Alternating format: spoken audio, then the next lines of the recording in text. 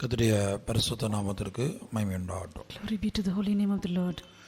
நாம் இந்த நாட்களில் பலிகள் என்கிறதான தலைப்பில் பரிசுத்த ஆவியானுடைய உதவியோடு தேவனுடைய திருவசனங்களை தியானித்து வருகிறோம். These days we've been meditating the divine word of God in the theme sacrifices by the assistance of the Holy Spirit.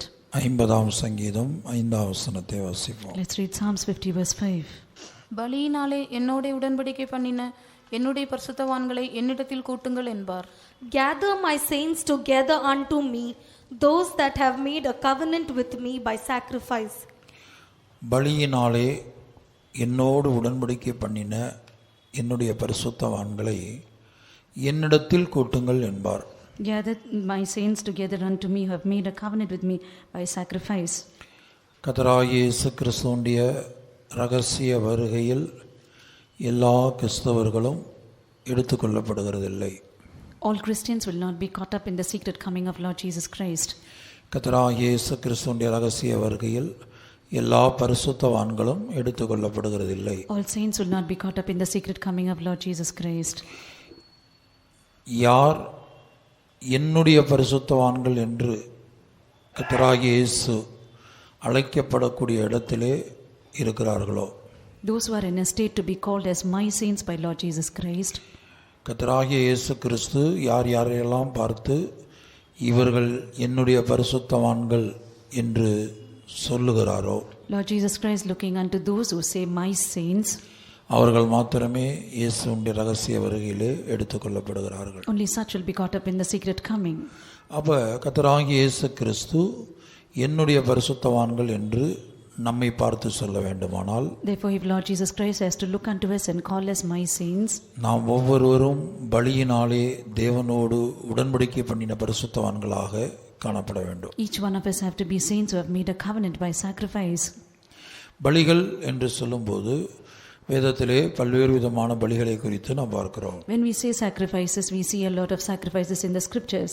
அவைகளில் விசேஷமாக நியாயப்பிரமாண காலத்திலே 5 விதமான பெரிய பலிகள் செலுத்தப்பட்டது.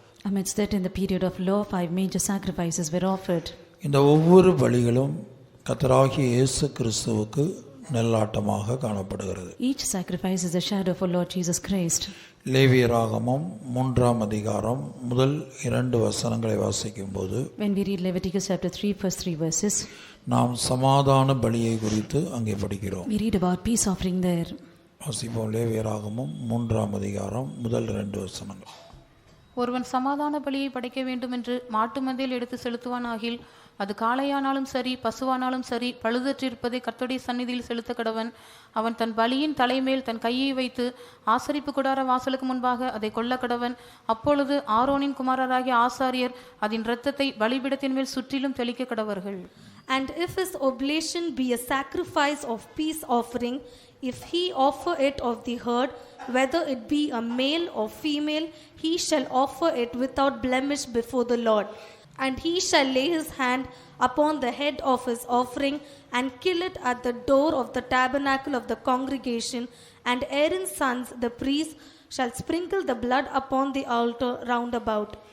இங்கே சமாதான பலி எப்படி செலுத்தப்படுகிறது என்பதை குறித்து நாம் பார்க்கிறோம். Here we see about how a peace offering is offered. கர்த்தராகிய இயேசு கிறிஸ்துவினுடைய இரகசிய வருகையிலே எடுத்துக்கொள்ளப்படும்படியாக, To be caught up in the secret coming of Lord Jesus Christ, நாம் சமாதானத்தோடு அவருடைய சன்னிதானத்திலே காணப்பட ஜாக்கிரதையாய் இருக்க வேண்டும் என்று எழுதப்பட்டிருக்கிறது. it is written that we have to be careful to be found in peace with him. 2 பேதுரு 3ஆம் அதிகாரம் 14ஆம் வசனம். 2 Peter chapter 3 verse 14. ஆகையால் பிரியமானவர்களே, இவைகள் வர காத்திருக்கிற நீங்கள் கரையற்றவர்களும் பிழை இல்லாதவர்களுமாய் சமாதானத்தோடே அவர் சந்நிதியில் காணப்படும்படி ஜாக்கிரதையாயிருங்கள். Wherefore, beloved, seeing that ye look for such things, be diligent that ye may be found of him in peace, without spot and blameless. சமாதானத்தோடு அவருடைய சந்நிதியிலே காணப்படும்படி ஜாக்கிரதையாயிருங்கள். Diligent to be found in peace with him. கர்த்தருடைய பரிசுத்த நாமத்திற்கு மகிமை உண்டாகட்டும். Glory be to the holy name of the Lord. இப்போ சமாதானம் என்று சொல்லும்போது முதலாவது நம் ஒவ்வொருவருக்கும் தேவனோடு சமாதானம் உள்ளவர்களாக, நம் ஒவ்வொருவரும் தேவனிடத்தில் சமாதானம் உள்ளவர்களாக, தேவனோடு சமாதானம் உள்ளவர்களாக நாம் காணப்பட வேண்டும். When we say peace, firstly we have to be in peace with the Lord.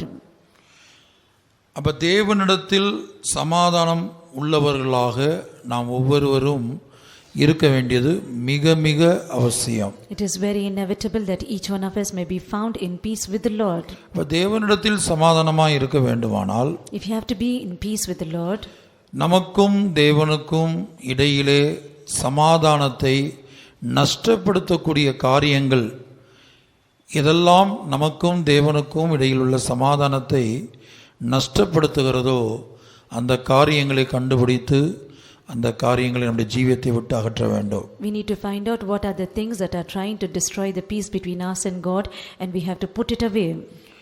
நாம் கடந்த வாரத்திலே அக்கிரமம் நம் ஒவ்வொருத்தருடைய ஜீவியத்திலும் காணப்படுகிறதான அக்கிரமம் தேவனுக்கும் நமக்கும் இடையிலே பிரிவினை உண்டாக்குவதை நாம் பார்த்தோம். Last week we saw that the iniquity between us and God, it tries to bring a division between us and God. ஏசாயா தீர்க்கதரிசன புத்தகம் 59ஆம் அதிகாரம் 2ஆம் வசனம். Isaiah chapter 59 verse 2. உங்கள் அக்கிரமங்களே உங்களுக்கும் உங்கள் தேவனுக்கும் நடுவாக பிரிவினை உண்டாக்குகிறது. உங்கள் பாவங்களே அவர் உங்களுக்கு செவி கொடாதபடிக்கு அவருடைய முகத்தை உங்களுக்கு மறைக்கிறது. But your iniquities have separated between you and your God, and your sins have hid his face from you, that he will not hear.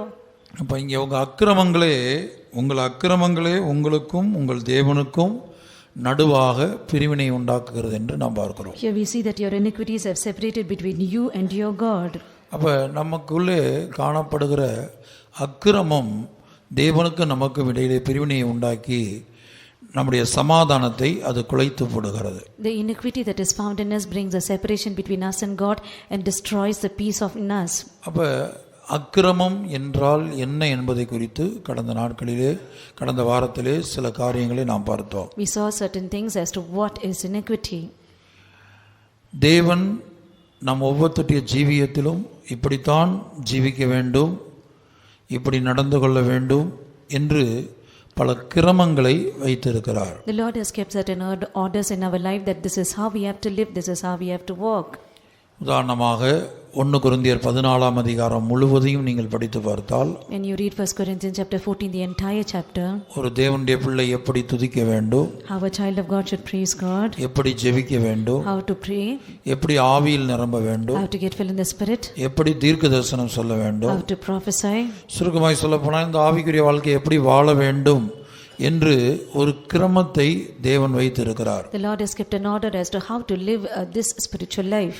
எல்லாவற்றையும் சொல்லிவிட்டு அந்த அதிகாரத்தின் கடைசி வசனத்திலே நாம் இவ்விதமாய் படிக்கிறோம். After telling everything in the chapter's last verse, this is how it says. 1 கொரிந்தியர் 14 கடைசி. 1 Corinthians chapter 14 verse 40. சகலமும் நல்லொழுக்கமாயும் கிரமமாயும் செய்யப்பட கடவது. Let all things be done decently and in order. கர்த்தருடைய பரிசுத்த நாமத்துக்கு உண்டாகட்டும். Glory be to the holy name of the Lord. சகலமும் நல்லொழுக்கமாயும் கிரமமாயும் செய்யப்பட கடவது. Let all things be done decently and in order. நாம் ஏற்கனவே பார்த்தோம், நாம் தினந்தோறும் புசிக்கிற விஷயத்தில் எழுத்தின்படியாக நாம் புசிக்கிறதான விஷயத்தில் குடிக்கிற விஷயத்தில் ஒரு கிரமத்தை வைத்திருக்கிறோம். We have already seen that in our literal eating and drinking there is an order. தினந்தோறும் 3 வேளை அல்லது 4 வேளை சிலர் புசிக்கிறோம். Some of them eat 3 meals or even 4 times. தினந்தோறும் 2 முறையோ 3 முறையோ குடிக்கிறோம். 3 times or 2 times we drink. அதுபோல தினந்தோறும் நம்முடைய புறம்பான மனிதனை சரீரத்தை நாம் கழுவி சுத்தம் பண்ணுகிறோம், குளிக்கிறோம். We bathe and we wash our outward man. அதுபோல நாம் ஒவ்வொருத்தருடைய ஜீவியத்திலும் உள்ளான மனிதன் தினந்தோறும் புதிதாக்கப்பட வேண்டும். Even so, in each one of our lives, our inward man has to be renewed day by day. அதுபோல நாம் தினந்தோறும் ஆவிக்குரிய பிரகாரமாக புசித்து குடிக்க வேண்டும். Even so, spiritually, day by day, we have to eat and drink. கர்த்தருடைய பரிசுத்த நாமத்துக்கு உண்டாகட்டும். Glory be to the holy name of the Lord. 2 கொரிந்தியர் 4ஆம் அதிகாரம் 16ஆம் வசனம். 2 Corinthians 4:16. ஆனபடினாலே நாங்கள் சோர்ந்து போகிறதில்லை. எங்கள் புறம்பான மனுஷனானது அழிந்தும் உள்ளான மனுஷனானது நாளுக்கு நாள் புதிதாக்கப்படுகிறது. For which cause we faint not, but though our outward man perish, yet the inward man is renewed day by day. இங்கே புறம்பான மனிதன் அழிந்தும் உள்ளான மனிதன் நாளுக்கு நாள் புதிதாக்கப்படுகிறது. Here we see that the outward man perish, but yet the inward man is renewed day by day. இதுதான் கிரமம். This is order. இப்போ நம்ம ஒவ்வொருத்தருடைய ஜீவியத்திலும் நம்முடைய புறம்பான மனிதன் ஒவ்வொரு வருஷம் முடிய நம்முடைய வயசு கூட நம்முடைய புறம்பான மனிதனில் ஒரு மாற்றம் சம்பவித்து கொண்டே வருகிறது, ஒரு அழிவு சம்பவித்து கொண்டே வருகிறது. In our outward man, we see that every year or when the Lord adds days, we see that there's a change in our outward man. நம்முடைய உள்ளான மனிதனில் தினந்தோறும் நாம் புதிதாக்கப்பட வேண்டும். But in our inward man, we have to be renewed day by day. இது தினந்தோறும் நடக்க வேண்டும் என்பதுதான் தேவனுடைய கிரமம். It is the order of the Lord. This process has to take place every day. கர்த்தருடைய பரிசுத்த நாமத்திற்கு மகிமை உண்டாகட்டும். Glory be to the holy name of the Lord. அடுத்து ஆவிக்குரிய பிரகாரமாக நாம் புசித்து குடிக்க வேண்டும். Nextly, spiritual manner, we have to eat and drink. இது தினந்தோறும் நடக்க வேண்டும். This has to take place every day. கர்த்தருடைய பரிசுத்த நாமத்துக்கு மகிமை உண்டாகட்டும். Glory be to the holy name of the Lord. அதை பெரோயா பட்டணத்தார் தினந்தோறும் வேத வாக்கியங்களை ஆராய்ந்து பார்த்ததினால் தெசலோனிக்கையில் உள்ளவர்களை பார்க்கலும் நற்குணசாலிகளாக இருந்தார்கள் என்று நாம் பார்த்தோம். We see that because the people of Berea, they searched the scriptures, therefore they were more nobler than the people of Thessalonica. வாசிங்க அப்போஸ்தலர் Acts 17:11. அப்போஸ்தலர் 17ஆம் அதிகாரம் 11ஆம் வசனம். அந்த பட்டணத்தார் மனோவாஞ்சையாய் வசனத்தை ஏற்றுக்கொண்டு காரியங்கள் இப்படி இருக்கிறதா என்று தினந்தோறும் வேத வாக்கியங்களை ஆராய்ந்து பார்த்ததினால் தெஸ்லோனிக்கையில் உள்ளவர்களை பார்க்கிலும் நற்குணசாலிகளாய் இருந்தார்கள். These were more noble than those in Thessalonica, in that they received the word with all readiness of mind and searched the scriptures daily whether those things were so. கர்த்தருடைய பரிசுத்த நாமத்திற்கு மகிமை உண்டாகட்டும். Glory be to the holy name of the Lord. அப்ப தினந்தோறும் வேத வாக்கியங்களை ஆராய்ந்து பார்த்தாங்க. Every day or daily they search the scriptures. இது தேவனுடைய கிரமம். This is the order of the Lord. பழைய ஏற்பாட்டு காலத்துல 1ஆம் சங்கீதத்துல படிக்கிறோம், இரவும் பகலும். In the Old Testament, in Psalms 1, we read day and night. இரவும் பகலும் கர்த்தருடைய வேதத்துல தியானமாய் இருக்கிற மனுஷன் பாக்கியவான். Blessed is the man that delighteth in the word of God day and night. 1ஆம் சங்கீதம் 2ஆம் வசனம். Psalms 1 verse 2. கர்த்தருடைய வேதத்தில் பிரியமாயிருந்து இரவும் பகலும் அவருடைய வேதத்தில் தியானமாயிருக்கிற மனுஷன் பாக்கியவான். But his delight is in the law of the Lord, and in his law doth he meditate day and night. இரவும் பகலும் பழைய ஏற்பாட்டு காலத்துல பிரமாணம் என்னன்னா இரவும் பகலும் வேதத்தை தியானித்து கொண்டிருக்கணும். The Old Testament law was day and night they have to meditate the law of the Lord. ஆனால் புதிய ஏற்பாட்டுல இயேசு என்ன சொன்னார்? தியானிக்கிற அனுபவத்தை விட்டு ஆராய்ச்சி பண்ணுகிற அனுபவத்தை கொண்டு வந்தார். In the New Testament, Jesus leaving the part which says meditating, he says you need to search the scriptures. ஆகவே தான் வேத வாக்கியங்களை ஆராய்ந்து பாருங்கள், அவைகளால் உங்களுக்கு நித்திய ஜீவன் உண்டு என்று எழுதப்பட்டிருக்கிறது. That is why it is written, search the scriptures, for in it is the eternal life. கர்த்தருடைய பரிசுத்த நாமத்துக்கு மகிமை உண்டாகட்டும். Glory be to the holy name of the Lord. அப்ப தேவன் நமக்காக, பிதாவாகிய தேவன் தம்முடைய குமாரனாகிய கிறிஸ்துவை போஜனமாக ஆகாரமாக மாற்றினார். God the Father made Christ, Lord Jesus Christ, to be our meat. கர்த்தருடைய பரிசுத்த நாமத்துக்கு மகிமை உண்டாகட்டும். Glory be to the holy name of the Lord. அப்ப கர்த்தராகிய இயேசு கிறிஸ்துவை கொல்கதா மலையிலே பிதாவாகிய தேவன் நம் ஒவ்வொருவருக்கும் விருந்தாக போஜனமாக மாற்றினார். God the Father made Lord Jesus Christ on the Calvary of Golgotha, that he may be a feast unto each one of us. ஏசாயா 25ஆம் அதிகாரம் 6ஆம் வசனத்தில் அதை படிக்கிறோம். அதுல 3 காரியங்களை நாம் கடந்த வாரத்திலே பார்த்தோம். Isaiah chapter 55:6, we see that in the Lord Jesus Christ was made as a feast, and 3 things we meditated on that. சேனைகளின் கர்த்தர் இந்த மலையிலே சகல ஜனங்களுக்கும் ஒரு விருந்தை ஆயத்தப்படுத்துவார். அது கொழுமையான பதார்த்தங்களும் பழமையான திராட்சரசமும் ஊனும் நினமும் உள்ள பதார்த்தங்களும் தெளிந்த பழமையான திராட்சரசமும் நிறைந்த விருந்தாயிருக்கும். And in this mountain shall the Lord of hosts make unto all people a feast of fat things, a feast of wines on the lees, of fat things full of marrow, of wines on the lees well refined. இப்போ உதாரணமாக எழுத்தின்படியாக ஒரு குடும்பத்தில் ஒரு மனைவி தன்னுடைய கணவனுக்கு தன்னுடைய பிள்ளைகளுக்கு தினந்தோறும் சமைத்து வைக்கிறாங்க. Now literally we see in a family that a wife, she every day prepares food for her husband and children. தினந்தோறும் செய்கிறாங்க. Every day they prepare. காலையில் எழும்பி செய்ய வேண்டிய எல்லா சமையலும், காலை சாப்பாடு, மதியம், இரவு, இதுக்கெல்லாம் சமைக்கிறாங்கன்னு வைத்துக்கொள்ளுங்க. Now let's consider she wakes up and she does morning breakfast and lunch and dinner every day. இப்போ கணவனோ பிள்ளைகளோ தினந்தோறும் அந்த மனைவி சமைத்த வீட்டில் சமைத்த அந்த சாப்பாடை தினந்தோறும் சாப்பிட்றதே இல்லை. Now let's consider the husband and the children every day don't eat whatever is prepared by the wife every day. தினந்தோறும் காலை சாப்பாடு செய்கிறாங்க. Every morning breakfast is done. ஆனால் இவங்க கணவனோ பிள்ளைகளோ அதை சாப்பிட்றது இல்லை. But husband and children don't eat. சரி மதியம் சமைச்சு வைக்கிறாங்க. Now they prepare lunch. மதியமும் சாப்பிடுறது இல்ல. They don't even eat the lunch. இரவு சமைச்சு வைக்கிறாங்க. They prepare dinner. இரவும் சாப்பிடுறது இல்ல. Dinner also they don't eat. சரி ஒரு நாள் இப்படி செய்தா பரவாயில்ல. If they do it one day, it's okay. இங்க சாப்பிடாம வேற எங்கேயா போய் சாப்பிடுறாங்க. Without eating here, they go eat elsewhere. அல்லது பட்டினி கிடக்குறாங்க. Or they are hungry. அது பரவாயில்ல. It's okay. தினந்தோறும் அப்படி செய்தா அப்படி இருக்கும். யோசித்து பாருங்க. அடுத்து நீங்க சமைப்பீங்களா முதலாவது? Now every day if you do like that, will you cook like every day? ஒரு வாரம், ஒரு மாதம், ஒரு வருஷம் நீங்க தினந்தோறும் சமைச்சிட்டு இருக்கீங்க, தினந்தோறும் கொண்டு போய் கொட்டுறீங்க, அவங்க சாப்பிட்றதே இல்லை. Every week, every month and every year you've been cooking and they're not eating, and therefore you cook and you throw it. அப்போ நமக்கு எவ்வளவு வேதனையா இருக்கும். Then so much of grief we will have. சில குடும்பங்கள் அப்படி சொல்லுவாங்க, காலையில் எழும்பி சமைச்சு பிள்ளைகளுக்கு காலேஜுக்கு போகிறதுக்கு முன்னாடி, ஸ்கூலுக்கு போகிறதுக்கு முன்னாடி சமைக்கிறோம், அவங்க சாப்பிடாம போயிடுறாங்க, சாப்பிட்றதும் இல்லை, மதிய சாப்பாடு கொண்டு போகிறதும் இல்லைன்னு எத்தனையோ குடும்பத்தில் பிள்ளைகளை குறித்து துக்கப்படுவாங்க பெற்றோர். In many families the parents get grieved with the children and they complain saying that we cook breakfast and lunch and they don't eat it, they don't even carry their lunch. அப்படியானால் பிதாவாகிய தேவன் கொல்கதா மலையில தம்முடைய ஒரே பேரான குமாரன் கர்த்தராகிய இயேசு கிறிஸ்துவை ஒரு விருந்தாக மாற்றினார். Now on Mount Golgotha, God the Father made Lord Jesus Christ a feast. அந்த விருந்தை நம்ம என்ன செய்யணும்? தினந்தோறும் புசிக்கணும். That feast each one of us every day have to eat it. ஆனா நாம் என்ன செய்கிறோம்? தினந்தோறும் அந்த விருந்தை புசிக்கிறதே இல்லை. But what we do is we don't eat it every day. அந்த ஆகாரத்தை பிதாவாகிய தேவன் அந்த கொல்கதா மலையில ஏற்படுத்தி வச்ச அந்த விருந்து, நமக்காக ஏற்படுத்தி வச்சுக்காருல்ல அந்த விருந்து, அந்த விருந்து பக்கம் திரும்பி கூட நம்ம பார்க்கறது இல்ல. Whatever God the Father has prepared for us on Mount Golgotha, the feast, we don't even look at it. அப்ப பிதாவாகிய தேவனுக்கு அது எவ்வளவு வேதனையா இருக்கும். What an agony it would be for God the Father. கர்த்தருடைய பரிசுத்த நாமத்துக்கு உண்டாகட்டும். Glory be to the holy name of the Lord. அப்ப இங்க நாம் 4 விதமான ஆகாரத்தை குறித்து படிக்கிறோம். We read about 4 different meats here. ஏசாயா 25:6ல Isaiah 25:6. முதலாவது கொழுமையான பதார்த்தம். Firstly is fatness.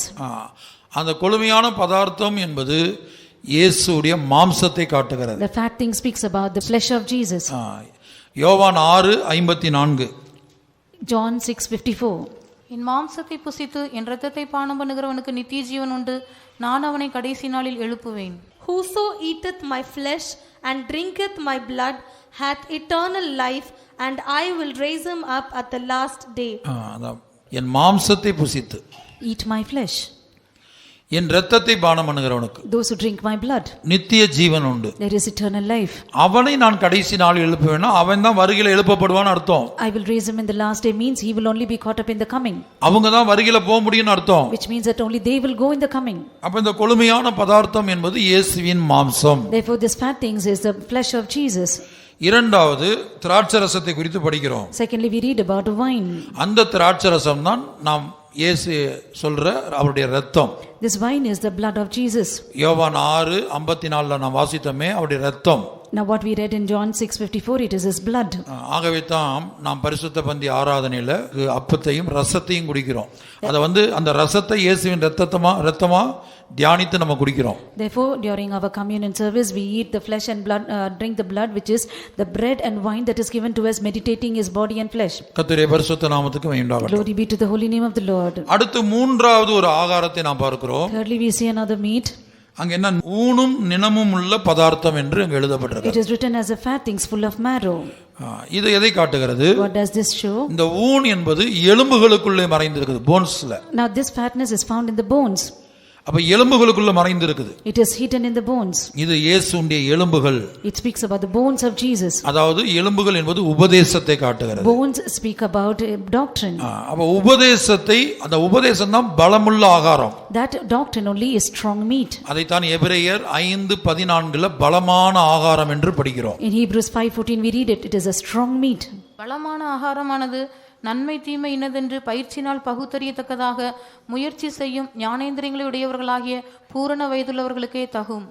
But strong meat belongeth to them that are of full age, even those who by reason of use have their senses exercised to discern both good and evil.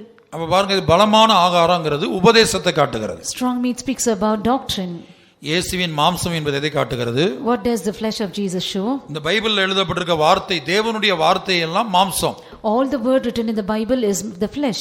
ஏன்னா அந்த வார்த்தை மாமிசமாகி என்று படிக்கிறோம். Because we read that the word became flesh. முந்தின நித்தியத்துல அவர் வார்த்தையாக காணப்பட்டார். In the former eternity he was found as word. அந்த வார்த்தை தான் மாமிசமாய் மாறி இயேசு என்கிற நாமத்தில் இந்த பூமிக்கு வந்தார். That word only became flesh and came in the name of Jesus. அப்ப ஏன் மாம்சத்தை புசிங்கன்னா, when we say eat my flesh, அது பரிசுத்த பந்தியின் போது புசிப்பது மாத்திரமல்ல, not just eating during the holy communion, இது தினந்தோறும் நடக்க வேண்டும். it has to take place every day. அப்ப தினந்தோறும் எப்படி அவருடைய மாம்சத்தை புசிப்பது? How do we eat his flesh every day? அதுதான் தேவனுடைய வார்த்தை என்று படித்தோம். That is what we read as the word of God. அப்ப தேவனுடைய வார்த்தையை நாம் தினந்தோறும் புசிக்க வேண்டும். Therefore we need to eat the word of God every day. அப்ப தேவனுடைய வார்த்தைக்கு கிரேக்க பாஷையில ரெண்டு விதங்கள்ல எழுதப்பட்டிருக்கிறது. But the word of God in Greek it is written in two ways. முதலாவது லோகோஸ் என்று எழுதப்பட்டிருக்கிறது. Firstly it is called logos. இந்த வேதத்துல எழுதப்பட்ட எல்லா வார்த்தையும் தேவனுடைய வார்த்தை, அது logos. All the words that is written in the scriptures it's called the word of God and it's logos.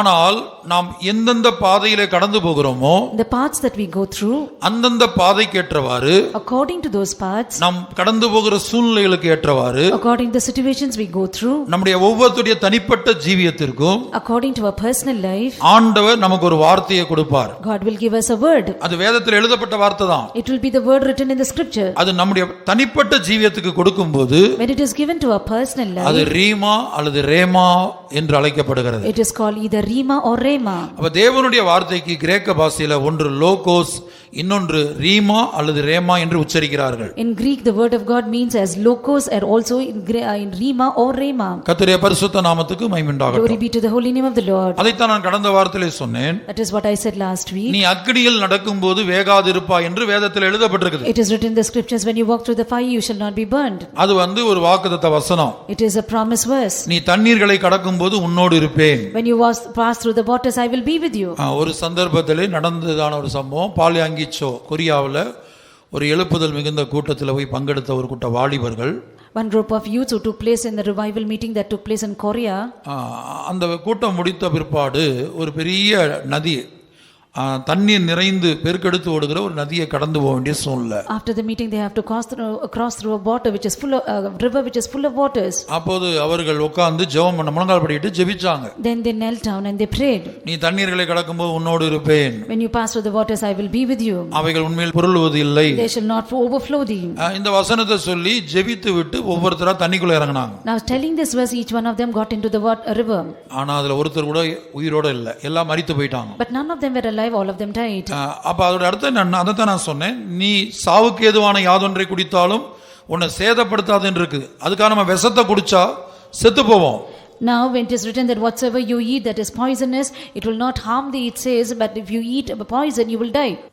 நெருப்புக்குள்ள போய் கை விட்டோம்னா கை வெந்து போகும். If you put your hand inside fire it will get burnt. அக்னியிலே நடக்கும்போது வேகாதிருப்பாய் என்று எழுதப்பட்டிருக்குங்கிறதுக்காக அக்னிக்குள்ள கொண்டு கையை விட்டோம்னா கை வெந்து போகும். When you walk through the fire you shall not be burnt, which if you do it and your hand will burn. அப்ப தனிப்பட்ட நம்ம ஒவ்வொருடைய ஜீவியத்திலும் In each one of our personal life, உதாரணமா பாருங்க. for example when we see Shadrach, Meshach, Abednego, Shadrach, Meshach and Abednego, 7 மடங்கு சூடாக்கப்பட்ட அக்னிக்குள்ள போடப்பட்டாங்க. they were thrown in the furnace that was heated up 7 times. அப்ப 7 மடங்கு சூடாக்கப்பட்ட அக்னி சூளையில தூக்கி வீசப்பட்டும் அவங்களுடைய தலை மயிர் கூட கருகவில்லை என்று எழுதப்பட்டிருக்கிறது. It is written that even not their hair was signed, because though they were thrown into the fire which was burning 7 times. அதே வேளையில At the same time, அவங்கள தூக்கி போடும்படியாய் போனவங்கள, அவங்கள கொண்டு போய் தூக்கி போடுறதுக்காக போனாங்க இல்லையா, அவங்க தூர இடத்துல இருந்து தூக்கி போட்டாங்க. Now those who tried to put them in the fire, they threw them at a little distance. அந்த நெருப்பானது அவர்களை பட்சித்தது என்று படிக்கிறோம். We see that the fire consumed them. அந்த வசனத்தை வாசிங்க. When we read that verse, அவர்களை தூர இடத்துல இருந்து தூக்கி போட்டவங்கள நெருப்பு சாம்பலாக்கிருச்சு, பட்சித்தது. Now the fire consumed those who threw them and cast them into the burning fiery furnace. ஆனா நெருப்புக்குள்ளேயே போனவங்கள ஒண்ணும் செய்யல. But it did not do anything those who walked into the fire. காரணம் அந்த குறிக்கப்பட்ட வாக்குத்தத்த வசனத்தை இந்த 3 வாலிபர்களுக்கு அது ரீமாவாக அல்லது ரேமாவாக மாறினது. Because this word of promise was rima or rema for these 3 youths. வாசிங்க அந்த வசனத்தை. தானியேலின் புத்தகம் 3:22.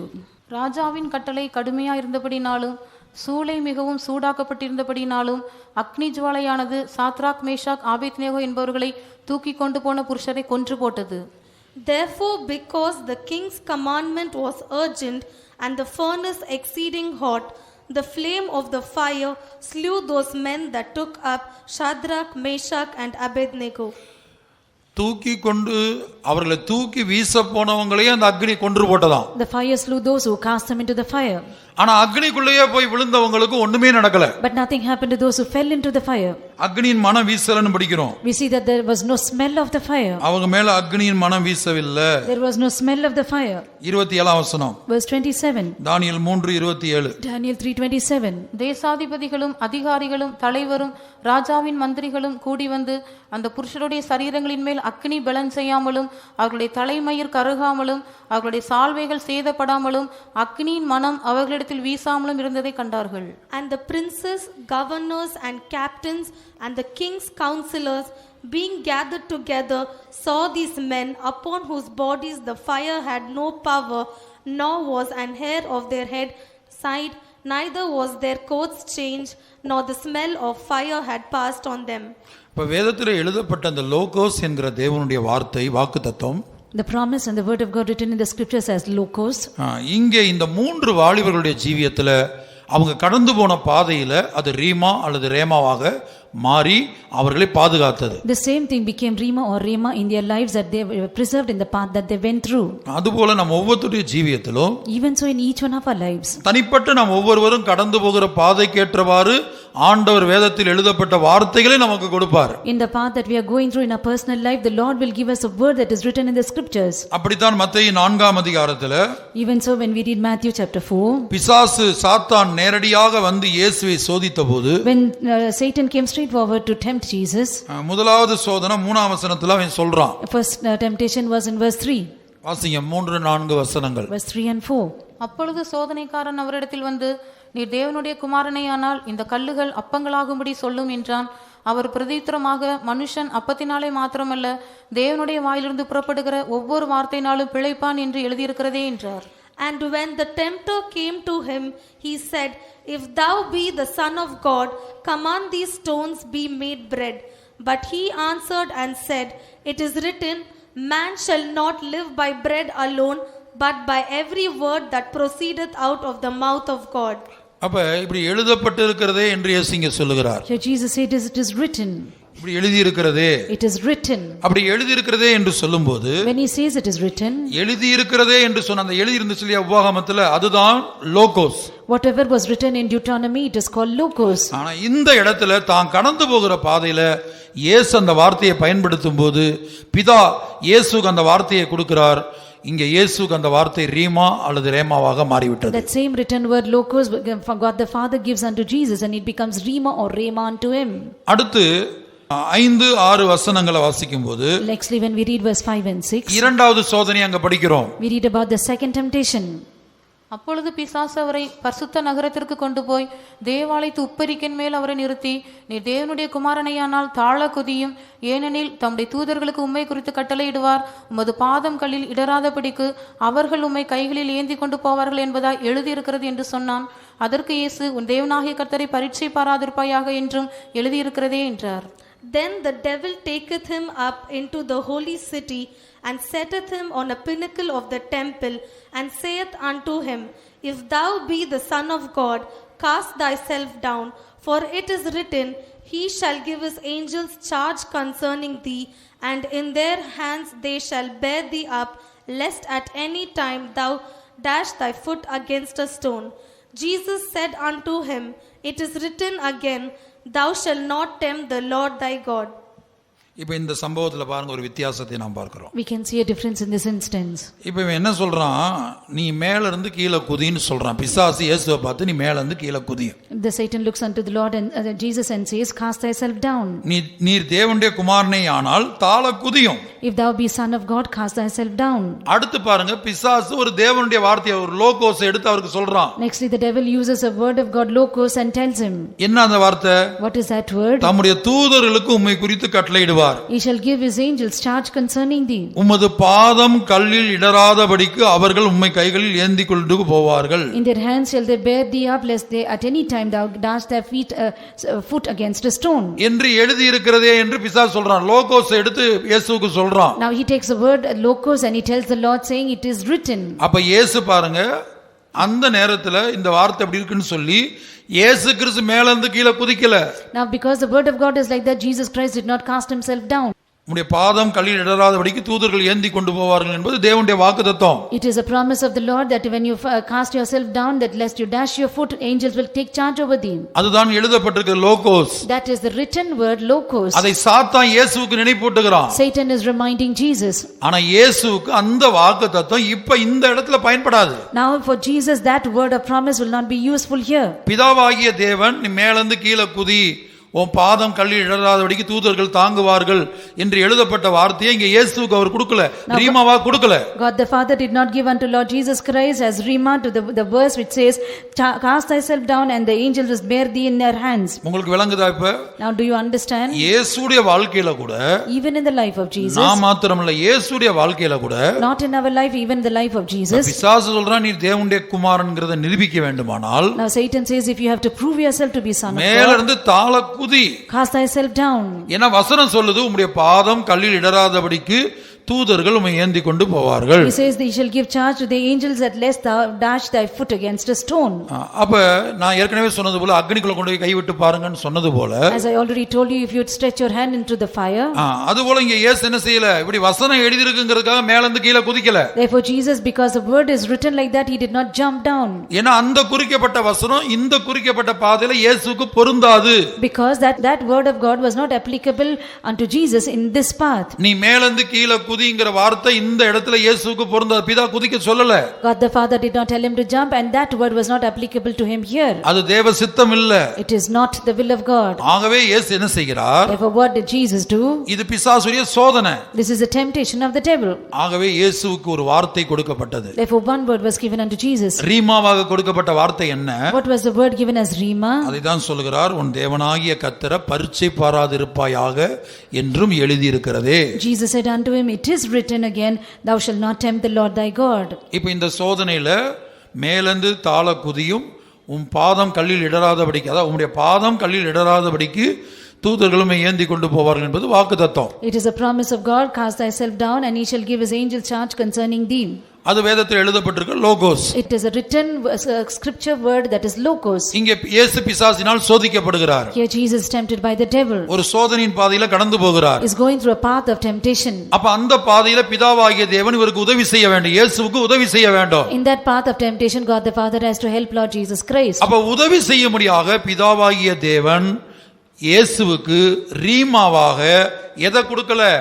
மேலந்து, அதாவது உங்களுடைய பாதம் கல்லில் இடராதபடிக்கு தூதர்கள் ஏந்தி கொண்டு போவார்கள் அந்த வார்த்தையை ரீமாவாக கொடுத்திருந்தார்னு சொன்னா இயேசு மேலந்து ஒரே குதியா குதிச்சிருப்பார். Now if God the Father had given the word for Jesus for him to jump down, that the angels may take charge over him, immediately Jesus would have jumped down. ஆனா பிதா அந்த வார்த்தையை கொடுக்கல. But God the Father did not give him that word. அப்ப பிசாசை ஜெயிப்பதற்கு வேறொரு வார்த்தையை கொடுக்கிறார். To overcome the devil he gives him another word. அந்த வார்த்தை தான் உன் தேவனாகிய கர்த்தரை பரீட்சை பாராதிருப்பாயாக என்றும் எழுதி இருக்கிறதே. It is written again, thou shalt not tempt the Lord thy God. அப்படிதான் இரண்டாவது சோதனையில அவர் ஜெயிக்கிறார். That is how he overcomes the second temptation. இப்ப இதில இருந்தே நமக்கு தெளிவாக விளங்குகிறது. From this we clearly understand. இயேசு நினைத்திருந்தால் மேல இருந்து கீழே குதித்து இருக்கலாம், தாள குதித்து இருக்கலாம். If Jesus wanted, he could have jumped from top. ஆனா இயேசு அதை செய்யல. But Jesus did not do it. பிதாவாகிய தேவன் அதை செய்ய முடியாது, இயேசுவுக்கு அனுமதிக்கல. God the Father did not permit Lord Jesus Christ to do that. அப்ப சோதனையில வேறொரு வார்த்தை கொடுக்கப்படுகிறது. Another word was given in the period of temptation. அடுத்து மூன்றாவது சோதனையை பாருங்க. Let's see the third temptation. இந்த சோதனை தான் இப்ப பல தேவனுடைய பிள்ளைகளுடைய வாழ்க்கையில வருது. This is the temptation that comes in many children of God's lives. இன்னொரு முக்கியமான காரியம், Another important thing. இந்த மூன்று சோதனைகள் இயேசுடைய வாழ்க்கையிலேயே பிசாசு வைத்திருந்தால், If the devil had kept these three temptations in the life of Jesus itself, ஒவ்வொரு மனிதனுடைய வாழ்க்கையிலும் தனிப்பட்ட நம்ம ஒவ்வொருத்தருடைய வாழ்க்கையிலும் இந்த மூன்று சோதனைகள் நமக்கு உண்டு. in each of our personal lives these three temptations are there. அதுல மிக முக்கியமானது இந்த மூன்றாவது சோதனை. Very importantly, one is the third one. அந்த மூன்றாவது சோதனை கவனமா படிங்க. Let's read the third temptation carefully. மறுபடியும் பிசாசு அவரை மிகவும் உயர்ந்த மலையின் மேல் கொண்டு போய் உலகத்தின் சகல ராஜ்யங்களையும் அவைகளின் மகிமையும் அவருக்கு காண்பித்து, நீர் சாஷ்டாங்கமாய் விழுந்து என்னை பணிந்து கொண்டால் இவைகளையெல்லாம் உமக்கு தருவேன் என்று சொன்னான். அப்பொழுது இயேசு, அப்பாலை போ சாத்தானே, உன் தேவனாகிய கர்த்தரை பணிந்து கொண்டு அவர் ஒருவருக்கே ஆராதனை செய்வாயாக என்று எழுதியிருக்கிறதே. Again the devil taketh him up into an exceeding high mountain, and showeth him all the kingdoms of the world and the glory of them, and saith unto him, All these things will I give thee, if thou wilt fall down and worship me. Then said Jesus unto him, Get thee hence, Satan, for it is written, Thou shalt worship the Lord thy God, and him only shalt thou serve.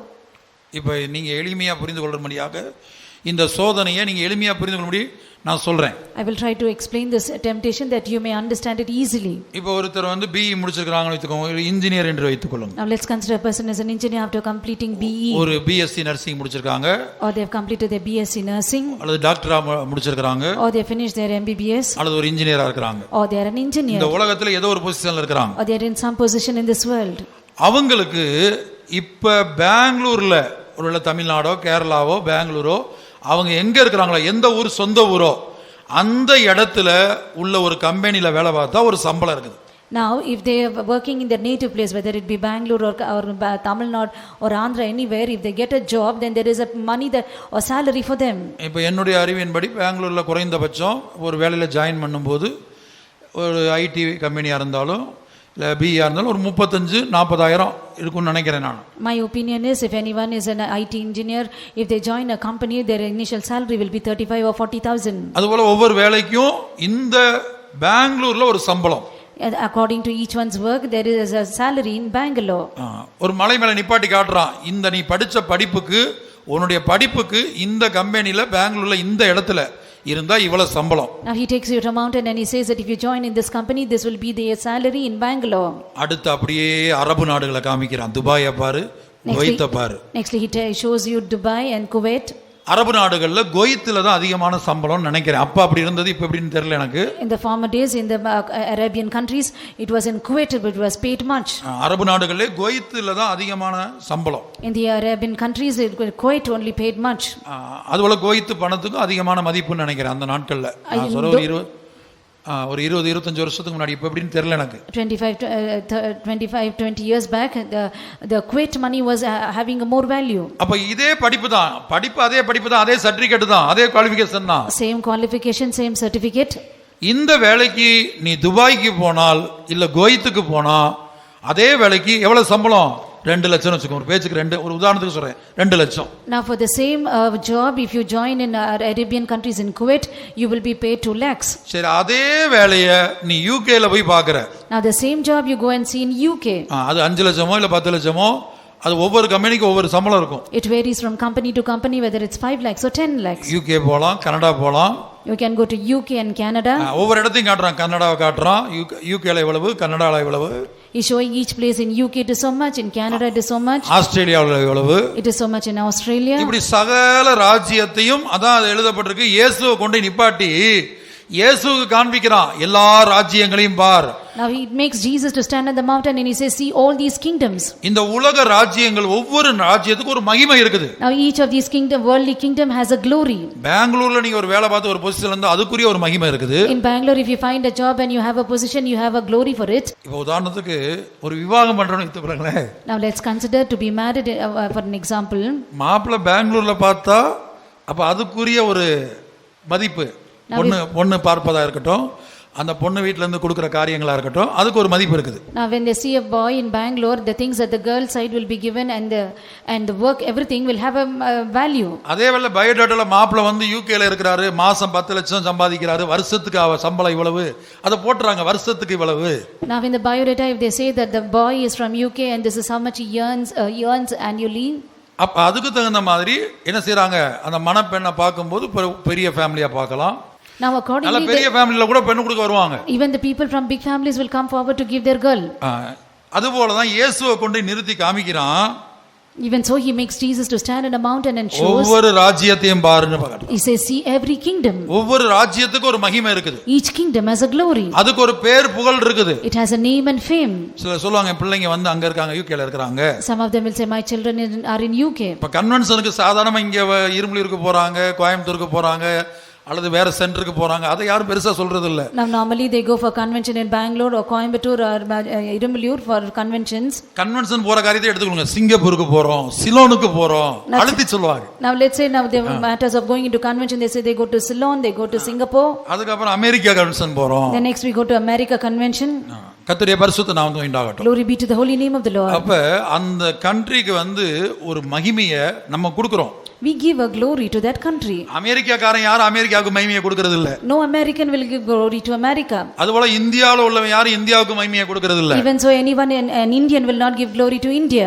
அதுபோல பெங்களூர்ல உள்ள பிள்ளைங்க இப்ப என்ன சொல்றாங்க, சென்னைக்கு போய் படிக்கிறோம், கோயம்புத்தூர் போய் படிக்கிறோம்ன்றாங்க. Now the Bangalorean children, they say that they want to go to Chennai and Coimbatore to study. நீங்க சென்னையில உள்ளவனையும் கோயம்புத்தூர்ல உள்ளவனையும் கேட்டா அவன் பெங்களூர்ல போய் படிக்கிறோம்னு வருவான். Now when you ask a Chennai and a Coimbatore person, they want to come to study in Bangalore. அப்ப இருக்கிற இடத்தை விட்டு வேற ஒரு இடம் அல்லது அதுவும் கண்ட்ரி விட்டு கண்ட்ரி போயாச்சுன்னா அதுல ஒரு பேர், புகழ், மகிமை. Now if they leave a place to place, and especially from country to country, it has a name, fame and glory. சிலர் வந்து பத்திரிகை எல்லாம் விவாக பத்திரிகை பார்த்தீங்கன்னா போட்டிருப்பாங்க. அதுபோல சில ஹாஸ்பிட்டல்ஸ் எல்லாம் போனா போட்டிருப்பாங்க. அவங்க எந்த இடத்துல வந்து எம்டி முடிச்சாங்க, அந்த டாக்டர் வந்து எங்க படிச்சாங்கங்கிறது பிராக்கெட்ல LON, லண்டன்னா லண்டன் போட்டிருப்பாங்க. Now when we consider a wedding invitation card, wherever they have studied, they will put the place of their education. Even so, when you go to hospitals, you will find where the doctor has finished their education, whether it be London, it will say LON.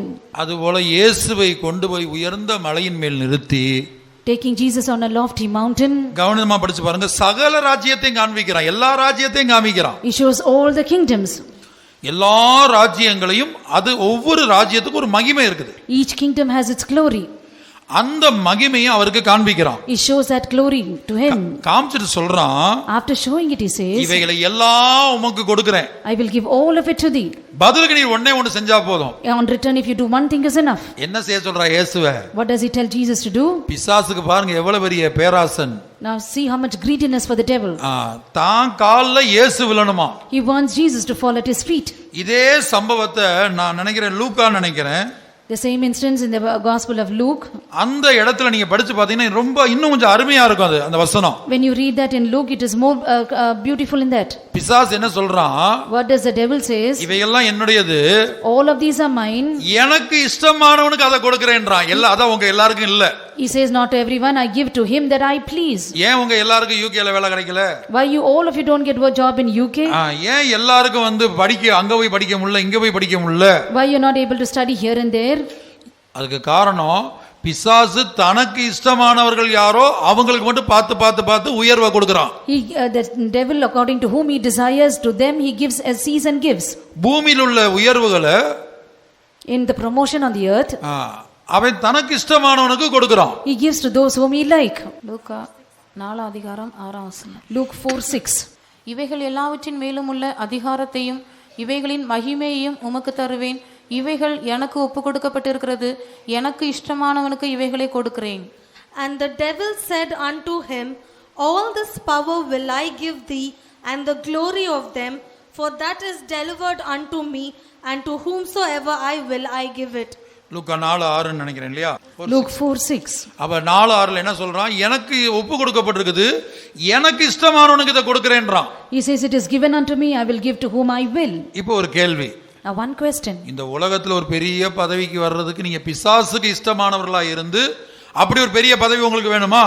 Now being someone who is very pleasing unto the devil, do you want a position in this world? நீங்க பிசாசுக்கு இஷ்டமானவர்களா இருக்க போறீங்களா, இயேசுவுக்கு இஷ்டமானவர்களா இருக்க போறீங்களா? Are you going to be pleasing unto the devil or unto Jesus? இந்த பூமி வந்து ஒரு தற்காலிகமான வாழ்க்கை. Now this earth is a temporary life. வெகு சீக்கிரத்தில் இந்த உலகம் அழிய போகிறது. Very soon this world is going to be destroyed. அதை தான் நான் அடிக்கடி சொல்வது போல, As I often tell, இயேசு வருகிறாரா என்று போய் நீங்க அமெரிக்க அதிபர் ட்ரம்பை பார்த்து கேட்டா அவர் தெரியாதுன்னு சொல்லலாம். ஒருவேளை when you look into Trump, the American president, and ask him, is Jesus coming, he will say, I would not know. ரஷ்ய அதிபர் புதினை பார்த்து இயேசுடைய ரகசிய வருகை எப்போன்னு கேட்டா தெரியாதும்பாங்க. When you ask the Russian president Putin when is the secret coming of Jesus, he will say, I don't know. வடகொரிய அதிபரை பார்த்து கேட்டா இயேசுன்னு ஒருத்தர் இருக்காரான்னு கேட்பார் அவரு. When you ask the North Korean president, he will say, is there a Jesus like that? ஆனா இந்த மூன்று அதிபர்களையும் உலகத்துல எந்த தலைவரையும் பார்த்து நீங்க ஒரு கேள்வி கேளுங்க, மூன்றாம் உலக மகா யுத்தம் வருமா வராதா? When you ask these three leaders this or that, but except saying, will the third world war come? வருமா வராதான்னு கேட்டு பாருங்க. Will it come or not? எந்த நேரத்தில் வரணும் வேகமா பதில் சொல்லுவாங்க. எந்த நேரத்தில் வரும்? Very soon they will say, any time it would come. இந்த ராத்திரி கூட நினையாத நேரத்தில் ஆரம்பிச்சிரும். Even without our knowledge, and this night also it will begin. இந்த உலகத்துல இந்திய பிரதமரை கேட்டாலும் சரி, பாகிஸ்தான் அதிபரை கேட்டாலும் சரி, ஈராக் அதிபரை கேட்டாலும் சரி, whether you ask the Indian prime minister or Iraq or Pakistan president, they will say, உலக தலைவர் எந்த நாட்டுக்கும் போய் கேளுங்க. You go to any world and ask there any world leader. எந்த நேரத்திலும் மூன்றாம் உலக மகா யுத்தம் வரும். The third world war will begin any time. அப்ப வேதம் சொல்லுது அந்த மூன்றாம் உலக மகா யுத்தம் வருவதற்கு முன்பாக இயேசுவின் ரகசிய வருகை. But the scripture says even before the third world war could begin, that will be the secret coming of Jesus. இயேசுவின் ரகசிய வருகையில சபை எடுத்துக்கொள்ளப்பட்ட உடனே தான் மூன்றாம் உலக மகா யுத்தம் ஆரம்பிக்குது. In the secret coming of Jesus, when the church is caught up, immediately third world war will begin. அது சில மணி நேரங்களுக்குள்ள முடிந்து விடும். It will finish in few hours. இன்றைக்கு வல்லரசு நாடுகள் கண்டுபிடித்து வைத்திருக்கிற அணுகுண்டுகளை வைத்து பார்க்கும்போது, Now when we consider the explosives which these big countries have taken, முதலாம் உலக மகா யுத்தம் இரண்டாம் உலக மகா யுத்தம் சில வருஷங்கள் நடந்தது. now first world war and the second world war took place for many years. ஆனால் ஒரு விஞ்ஞானி இப்போது பேட்டி கொடுத்திருக்கிறார், இப்போ நம்ம இந்தியா உட்பட எல்லா நாடுகளும் வைத்திருக்கக்கூடிய அணு ஆயுதங்களை பயன்படுத்தினால் சில மணி நேரங்களுக்குள்ள அந்த யுத்தம் முடிந்துவிடும். One of the world leaders, they have told in their interview saying the explosives even which India has, if they start a war it will finish in few hours. இந்த மொத்த உலகத்தையும் மொத்த பூமியும் 35 முறை சுட்டரிக்கக்கூடிய அளவுக்கு எல்லா நாடுகள்கிட்ட இப்ப அணு ஆயுதங்கள் இப்பயே இருக்கு. Now they have these atomic bombs and explosives in every country that they may destroy the earth 35 times. ஆகவே இங்க நாம் பார்க்கும்போது சகல ராஜ்யங்களையும் காண்பிக்கிறான். Here we see that he shows all kingdoms. அதுக்காக வெளிநாடு போவதெல்லாம் தவறல்ல. Therefore going abroad is not wrong. வெளிநாட்டுல போறவங்க எல்லாம் தப்பு, அது பிசாசு தான் கொண்டு போனான்னு அர்த்தம் இல்ல. Those who are going abroad, it is wrong and it is the devil who is taking them. It is not like that. நீங்க அப்படி எடுத்துக்கொள்ள கூடாது. You should not consider like that. தேவன் தமக்கு சித்தமானவர்களை சித்தமான இடத்துக்கு தேவன் கொண்டு போறது ஒரு அனுபவம். The Lord according to his will, and those whom he desire he would take them. That is another experience. உதாரணத்துக்கு பாருங்க, பழைய ஏற்பாட்டு காலத்துல யோனாவை போய் நினிவேல பிரசங்கம் பண்ண சொன்னார். The Lord asked Jonah to go and preach in Nineveh. நினிவேல போய் பிரசங்கம் பண்ணனும்னு சொன்னா நினிவேக்கு போகாம பிரிட்டனுக்கு போறான். தர்சீஸ் என்றால் பிரிட்டனுடைய பழைய பெயர். Instead of going to Nineveh, he goes to Tarshish, that is the old name for Britain. அவன் போறான், பிரிட்டனுக்கு போறான். He goes to Britain. ஆனா கர்த்தர் நினிவேல போய் பிரசங்கம் பண்ணனும்னு சொன்னார். But the Lord asked him to preach in Nineveh. அதுல அப்போஸ்தலர்களை பார்த்தா பரிசுத்தவான்கள் பல நாடுகள்ல போய் பிரசங்கம் பண்ணிருக்காங்க. In the book of Acts we see that the saints went to different countries and they preached the word of God. நீங்க வேலை பார்க்கிறதுக்கு வெளிநாடுகள் போலாம். To see your job you can go abroad. படிக்கிறதுக்கு வெளிநாடுகள் போலாம். You can go to other countries for your studies. ஊழியம் செய்யறதுக்கு வெளிநாடுகள் போலாம். You can go to do ministry in other countries. ஆனா ஒரு நிச்சயம் இருக்க வேண்டும், கர்த்தர் என்னை கொண்டு போனார். You should have this assurance, the Lord is taking me. நான் கர்த்தருடைய சித்தத்தின்படி வந்தேன். I came according to the will of God. 1 ராஜாக்கள் 13:1 படிச்சு பாருங்க. 1 Kings 13:1 when we read, ஒரு மனிதன் யூதாவிலிருந்து பெத்தேலுக்கு வருகிறான். A man comes from Judah to Bethel. யூதாவிலிருந்து பெத்தேலுக்கு வர்றான். He comes from Judah to Bethel. அவன் கர்த்தருடைய வார்த்தையின்படியே அங்கிருந்து இங்க வந்தான் எழுதப்பட்டிருக்கு. It is written according to the word of the Lord he came there. யெரொபெயாம் தூபங்காட்ட பலிபீட தண்டையிலே நிற்கையில், இதோ தேவனுடைய மனுஷன் ஒருவன் கர்த்தருடைய வார்த்தையின்படியே யூதாவிலிருந்து பெத்தேலுக்கு வந்து, And behold, there came a man of God out of Judah by the word of the Lord unto Bethel, and Jeroboam stood by the altar to burn incense. நீங்க யூதாவிலிருந்து பெத்தேலுக்கு போனாலும் சரி, பெங்களூர்ல இருந்து லண்டன் போனாலும் சரி, உங்களுக்கு ஒரு நல் மனசாட்சி இருக்கணும். கர்த்தருடைய வார்த்தையின்படியே நான் பெங்களூர்ல இருந்து ஃளைட் ஏறினேன், இப்ப லண்டன்ல வந்து இறங்கி இருக்கிறேன். Now when you say that if a person comes from Judah to Bethel or going to Bangalore to any other country, you should have the assurance that it is the word of God and will of God that is taking me from Bangalore to London. இப்போ உதாரணத்துக்கு இப்போ பாருங்க, நம்ம அருமையான அம்மா நகோமி அம்மா இருக்காங்க இல்லையா? Now let's consider this a beautiful woman Naomi. நகோமி, வேதத்துல நகோமி என்று ஒரு அம்மா கொடுத்து படிக்கிறோம், ஒரு சிஸ்டர் கொடுத்து படிக்கிறோம். We read about a sister called Naomi in the word of God. அவங்க வாசம் பண்ண இடத்துல ஒரு பஞ்சம் வந்தது. Now in the place that she was dwelling there was a famine. ஒரு பஞ்சம் வந்தபோது when a famine came, அவங்க என்ன செய்றாங்க? வெளிநாட்டுக்கு போறாங்க. She goes abroad. அவங்க இருந்த நாட்டை விட்டு எந்த நாட்டுக்கு போறாங்க? Now leaving the place that she was in, which place did she go? Moab தேசத்துக்கு போனாங்க. She goes to the land of Moab. யாரெல்லாம் போனாங்க? Who all went? புருஷன், மனைவி, 2 பிள்ளைங்க.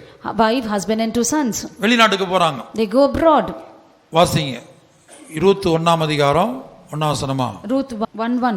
நியாயாதிபதிகள் நியாயம் விசாரித்து வரும் நாட்களில் தேசத்திலே பஞ்சம் உண்டாயிற்று.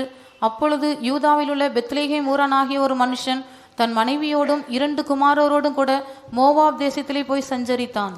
Now it came to pass in the days when the judges ruled that there was a famine in the land, and a certain man of Bethlehem, Judah, went to sojourn in the country of Moab, he and his wife and his 2 sons. சிலர் பார்த்தீங்கன்னா பலர் வெளிநாட்டுக்கு போகிறதுக்கு காரணம் சொல்கிறாங்க, நிறைய கடன் பிரச்சனை, இங்கே வேலை பார்த்தா அதுக்குரிய வருமானம் இல்லை, வெளிநாட்டில் போய் சம்பாதிச்சு கடனெல்லாம் அடைக்க போகிறோன்னு போகிறவங்க இருக்கிறாங்க. Some of them, when you ask them why they go abroad, they will give reason saying because they have lot of debts and the salary paid abroad is more and therefore they will clear their debts through it. கர்த்தருடைய பரிசுத்த நாமத்துக்கு மகிமை உண்டாகட்டும். Glory be to the holy name of the Lord. அப்போ இங்கே நான் பார்க்கும்போது Here we see ஒரு பெரிய பஞ்சம், there was a great famine, சாப்பிடவே வழி இல்லை, no way to eat. அந்த தேசத்துல பயங்கர பஞ்சம். It was a terrible famine. அதனால இவங்க என்ன செய்றாங்க, குடும்பமாக மோவாப் தேசத்துக்கு போறாங்க, வெளிநாட்டுக்கு போறாங்க. Therefore for that sake the entire family they go abroad to a place called Moab. ஆனா இதுல கவனிக்க வேண்டிய காரியம், But what you need to consider here is இவங்களுடைய வார்த்தையில ஒரு ரீமா அல்லது ரேமா உண்டானதா? கர்த்தர் போ என்று சொன்னாரா? Now in this do we find any word of God saying Rima or Rema? Did the Lord tell them to go? கர்த்தர் போ என்று சொன்னாரா? Did the Lord tell them to go? இந்த கண்ட்ரில இருந்து இந்த கண்ட்ரிக்கு போன்னு சொன்னாரா? Did the Lord tell them to go from this country to that country? அதே வேளையில மத்தேயு எழுதின சுவிசேஷத்துல பாருங்க, யோசேப்பு குடும்பம். Now at the same time when we read in the Matthew gospel according to Matthew, the family of Joseph. யோசேப்பு குடும்பம்னா எந்த யோசேப்பு குடும்பம்? இயேசுவின் குடும்பம். இயேசுடைய தாய் மரியாள், தகப்பன் யோசேப்பு, அந்த குடும்பம். The family of Jesus, father Joseph and mother Mary. அந்த குடும்பத்துக்கு To that family ஆண்டவரே சொல்றாரு, இந்த இடத்திலிருந்து புறப்பட்டு நீ எகிப்து தேசத்துக்கு போய். the Lord himself says that you from this place go to the land of Egypt. இல்ல இந்த இடத்தை விட்டு போன்னு சொல்றாரு. The Lord says leave this place and go. எகிப்துக்கு போன்றாரா இல்ல இந்த இடத்தை விட்டு போன்றாரா? மத்தேயு 2ஆம் அதிகாரம் 13ஆம் வசனம். Matthew 2:13. அவர்கள் போன பின்பு கர்த்தருடைய தூதன் சொப்பனத்தில் யோசேப்புக்கு காணப்பட்டு, ஏரோது பிள்ளையை கொலை செய்ய தேடுவான், ஆதலால் நீ எழுந்து பிள்ளையையும் அதன் தாயையும் கூட்டிக் கொண்டு எகிப்துக்கு ஓடிப்போய் நான் உனக்கு சொல்லும் வரைக்கும் அங்கே இரு என்றான். And when they were departed, behold, the angel of the Lord appeareth to Joseph in a dream, saying, Arise and take the young child and his mother, and flee into Egypt, and be thou there until I bring thee word, for Herod will seek the young child to destroy him. அப்ப எகிப்துக்கு போய் அங்க இரு. Flee into Egypt and stay there. நான் உனக்கு சொல்ற வரைக்கும் அங்க இருன்றார். He says be thou there till I tell you. அப்ப பாருங்க, இயேசு பிறந்த உடனே பாக்கியம் பாருங்க, வெளிநாட்டுக்கு போயிடாச்சு. Now see the blessedness of Jesus. The moment he was born he went abroad. இயேசு பிறந்த பேர்ல இவங்களுக்கு என்ன செய்றாங்க, மரியாளுக்கும் யோசேப்புக்கு வெளிநாட்டுக்கு ஒரு chance. Now in the name of Jesus, Mary and Joseph have a chance to go abroad. அப்ப சொல்லி அனுப்புனது யாரு? Who told them and sent them? கர்த்தர் பிதா ஃபிக்ஸ் பண்றாரு. Forgot the father fixes எப்பா it நீ up. இந்த ஊர்ல இருந்தது போதும், It's enough that you are in this place. நீ வெளிநாட்டுக்கு போ, எகிப்துக்கு போ. Go to Egypt, an abroad country. நான் சொல்ற வரைக்கும் நீ அங்க இரு. Be thou there till I tell you. இதுதான் தேவ சித்தம். This is the will of God. சொப்பனத்துல தோண்டி சொல்லப்பட்டது. It was appeared in the dream and told to them. கர்த்தருடைய பரிசுத்த நாமத்துக்கு உண்டாகட்டும். Glory be to the holy name of the Lord. ஆனா அங்க பார்த்தா நகோமி ஃபேமிலிக்கு ஆண்டவர் அப்படிலாம் ஒண்ணுமே சொல்லல. But to the family of Naomi it was not told like that by the Lord. இவங்க புறப்பட்டு போனாங்க. They proceeded. அங்க போய் தன்னுடைய 2 மகன்களுக்கும் அந்த தேசத்திலே பெண் பார்த்து விவாகம் பண்ணி கொடுத்தா. They saw a girl in that place and 2 of their sons were married there. கர்த்தருடைய பரிசுத்த நாமத்துக்கு மகிமை உண்டாகட்டும். Glory be to the holy name of the Lord. என்ன நடந்தது? What happened? இவங்க எதுக்காக போனாங்க? Why did they go there? இங்க இருந்தா செத்து போவோம்னு நினைச்சு அங்க போனாங்க. Thinking that if they stay here they will die, they went there. சாப்பிடாம இருந்தா மரித்து போவோம். If we don't eat we will die. பஞ்சத்துல மரித்து போவோம். We will die in famine. இதான் மனிதன் போடும் கணக்கு. This is the what man puts an account. நம்ம ஒவ்வொருத்தருடைய வாழ்க்கையை குறித்து நம்ம போடுற ஒரு கணக்கு இருக்குது, தேவன் போடுற ஒரு கணக்கு இருக்குது. In each of our lives there's something that we count and what God counts is different. இவங்க அங்க போன பிற்பாடு After these people went there, அங்க என்ன சாப்பாடு கிடைச்சிச்சு? they got food. மோவாப் தேசத்துக்கு போனதுக்கு சாப்பாடு கிடைச்சது. Because they went to the land of Moab, they got food. ஆனா கணவன் மரித்து போனா. But the husband died. இவனுடைய 2 வாலிப பிள்ளைகள், both the youth sons, விவாகமாய் கொஞ்ச நாட்கள்ல in few days of their marriage, அந்த 2 பிள்ளைகளும் செத்து போயிட்டாங்க. both the sons died. அப்ப நகோமியுடைய வீட்டுல கணவன் அவனுடைய 2 ஆண் பிள்ளைங்க செத்து போயிட்டாங்க. The family of Naomi's husband and 2 sons, they died. கர்த்தருடைய பரிசுத்த நாமத்துக்கு உண்டாகட்டும். Glory be to the holy name of the Lord. இப்ப இங்க சாப்பாடு நல்லா கிடைக்குதுன்னு கேள்விப்பட்டு, ஆகாரம் கிடைக்குதுன்னு கேள்விப்பட்டு, இப்ப 2வது கணவனையும் பிள்ளைகளையும் இழந்ததுனால சொந்த தேசத்துக்கு திரும்பி வருகிறாள். When they got to know that in their native land there is food available, therefore losing the husband and 2 sons, she returns back. கர்த்தருடைய பரிசுத்த நாமத்துக்கு மகிமை உண்டாகட்டும். Glory be to the holy name of the Lord. நான் தேவனுடைய வார்த்தையை குறித்து பேசிக் கொண்டிருக்கிறேன். I am speaking to you about the word of God. அக்கிரமம் என்றால் என்ன? What is iniquity? தேவன் நமக்கு புசிக்கும்படியாக கொல்கதா மலையில 4 விதமான ஆகாரத்தை இயேசுவின் மூலமாக ஏற்படுத்தினார். On Mount Kolkata, God the Father prepares a feast with about 4 different meats by Lord Jesus Christ. இதை தினந்தோறும் நாம் புசிக்க வேண்டும். This is something we need to eat every day. அந்த 4வது ஆகாரத்தை இப்ப சொல்லிடுறேன். 4வது ஆகாரம் இன்னொரு திராட்சரசம். Now the fourth meat is a wine. அதுவும் திராட்சரசம் தான். That is also wine. நான் நினைக்கிறேன் தெளிந்த பழமையான திராட்சரசமா. It is called as the wine on the least well refined. வாசிங்க. தெளிந்த பழமையான திராட்சரசம். Of wines on the least well refined. அப்ப இந்த உள்ள திராட்சரசம் இயேசுவின் இரத்தத்தை காட்டுது. Now the first wine speaks about the blood of Jesus. அப்ப இந்த திராட்சரசம் எதை காட்டுது? What does this wine show? அபிஷேகத்தை காட்டுகிறது. It shows anointing. வேதத்துல திராட்சரசத்துக்கு ஆவிக்குரிய அர்த்தம், அதாவது திராட்சரசத்துக்கு பாசிட்டிவாவும் அர்த்தம் இருக்குது, நெகட்டிவாவும் அர்த்தம் இருக்குது. In the word of God about wine there is positive and negative meanings. நெகட்டிவா நீங்க பார்க்க போனீங்கன்னா திராட்சரசம் மயக்கும், அது பரியாசம் பண்ணும், அது ஒரு உலக சந்தோஷம், இப்படிலாம் நெகட்டிவான பல அர்த்தங்கள் வேதத்திலே இருக்குது. In the word of God it is given as negative meaning, saying it is the worldly joy and it is intoxication and it is mockery. ஆகவே நாம் இந்த இடத்துல இது இயேசுவோட ஒப்பிட்டு சொல்றதுனால நம்ம பாசிட்டிவான அர்த்தங்களை எடுத்துக்கொள்ள வேண்டும். Because we compare this with Jesus, we need to take it in positive meaning. அப்ப முதல்ல திராட்சரசம் என்பது இயேசுவின் இரத்தம். First wine speaks about blood of Jesus. இரண்டாவது திராட்சரசம் என்பது அபிஷேகத்தை காட்டுகிறது. The second wine is it shows anointing. ஆகவே தான் இயேசு சொல்கிறார், ஒருவனும் பழந்துருத்திகளில் புது ரசத்தை வார்த்து வைக்க மாட்டான். That is why Jesus says no one pours new wine into old bottles. புது துருத்திகள்ல புது ரசத்தை வார்த்து வைக்க வேண்டும். You have to pour new wine into new bottles. இது இயேசுடைய வார்த்தை தான். These are the words of Jesus. அப்ப இங்க சொல்லப்பட்ட ரசம் அபிஷேகத்தை காட்டுகிறது. The wine spoken here shows anointing. அதாவது நீ உன்னை சுத்திகரித்த பிற்பாடு ஆவியில் நிரம்பு, அந்நிய பாஷை பேசு. After you are sanctified, you get filled in the spirit and speak in unknown tongues. உன்னை சுத்திகரித்த பிற்பாடு ஒரு புதிய அபிஷேகத்துக்கு இடம் கொடு. After you are sanctified, give room to a new anointing. நாம் நம்மை சுத்திகரித்துக் கொள்ளாமல் அந்த புது ரசத்தை பழந்துருத்திகள் சுத்திகரிக்கப்படாத சரீரத்துல அந்த அபிஷேகம், புது அபிஷேகம் வந்தால் அது நம்முடைய ஜீவியம் கெட்டு போகும். Now without sanctifying, if that new anointing comes in our life, that life will be destroyed. இதான் அதோட அர்த்தம். That is the meaning of it. அப்ப அந்த இடத்துல திராட்சரசம் என்று இயேசு சொல்வது அபிஷேகத்தை பற்றி சொல்லுகிறார். In that place the Lord speaks about wine as anointing. அப்ப இயேசு கிறிஸ்து மனிதனாய் Jesus came as man. அவர் சிலுவையிலே அறையப்பட்டு மரித்து He was crucified on the cross and died. Our உயிர்த்தெழும்பாவிட்டால், if he was not resurrected, அந்த உயிர்த்தெழுந்த 50வது நாள்ல தான் அபிஷேகம் கிடைத்தது. After he resurrected on the 50th day only anointing was poured. இயேசு சிலுவையில தொங்கி மரிக்காவிட்டா இப்ப நமக்கு இருக்கிற அபிஷேகத்தின் அனுபவம் இருக்காது. Now if Jesus did not hang on the cross and die, then now the anointing what we have we would have not received. பழைய ஏற்பாட்டில் ஜீவித்த தானியேலுக்கோ ஆபிரகாமுக்கோ, the Old Testament Daniel and Abraham, மோசேக்கோ சாமுவேலுக்கோ, Moses or Samuel, தாவீதுக்கோ, David, இப்ப நமக்குள்ள இருக்கிற அபிஷேகத்தின் அனுபவம் அவங்களுக்குள்ள இல்ல. they don't have the experience of anointing what we have. இந்த அபிஷேகத்தின் விசேஷத்தை இயேசு சொல்லுகிறார் யோவான் 16 அதிகாரத்துல. In John chapter 16 Jesus speaks about the excellency about this anointing. இந்த அபிஷேகத்தின் அனுபவம் என்ன? What is the experience of this anointing? வாசிப்போம். யோவான் 16 13 14. John 16 13 14. சத்திய ஆவியாகியவர் வரும்போது சகல சத்தியத்திற்குள்ளும் உங்களை நடத்துவார். அவர் தம்முடைய சுயமாய் பேசாமல் தாம் கேள்விப்பட்டவைகள் யாவையும் சொல்லி வரப்போகிற காரியங்களை உங்களுக்கு அறிவிப்பார். அவர் என்னுடையதில் எடுத்து உங்களுக்கு அறிவிப்பதினால் என்னை மகிமைப்படுத்துவார்.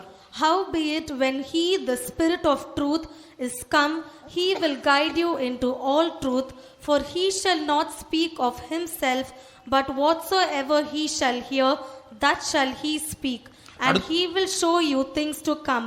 He shall glorify me, for he shall receive of mine, and shall show it unto you. யோவான் 14:26. John 14:26.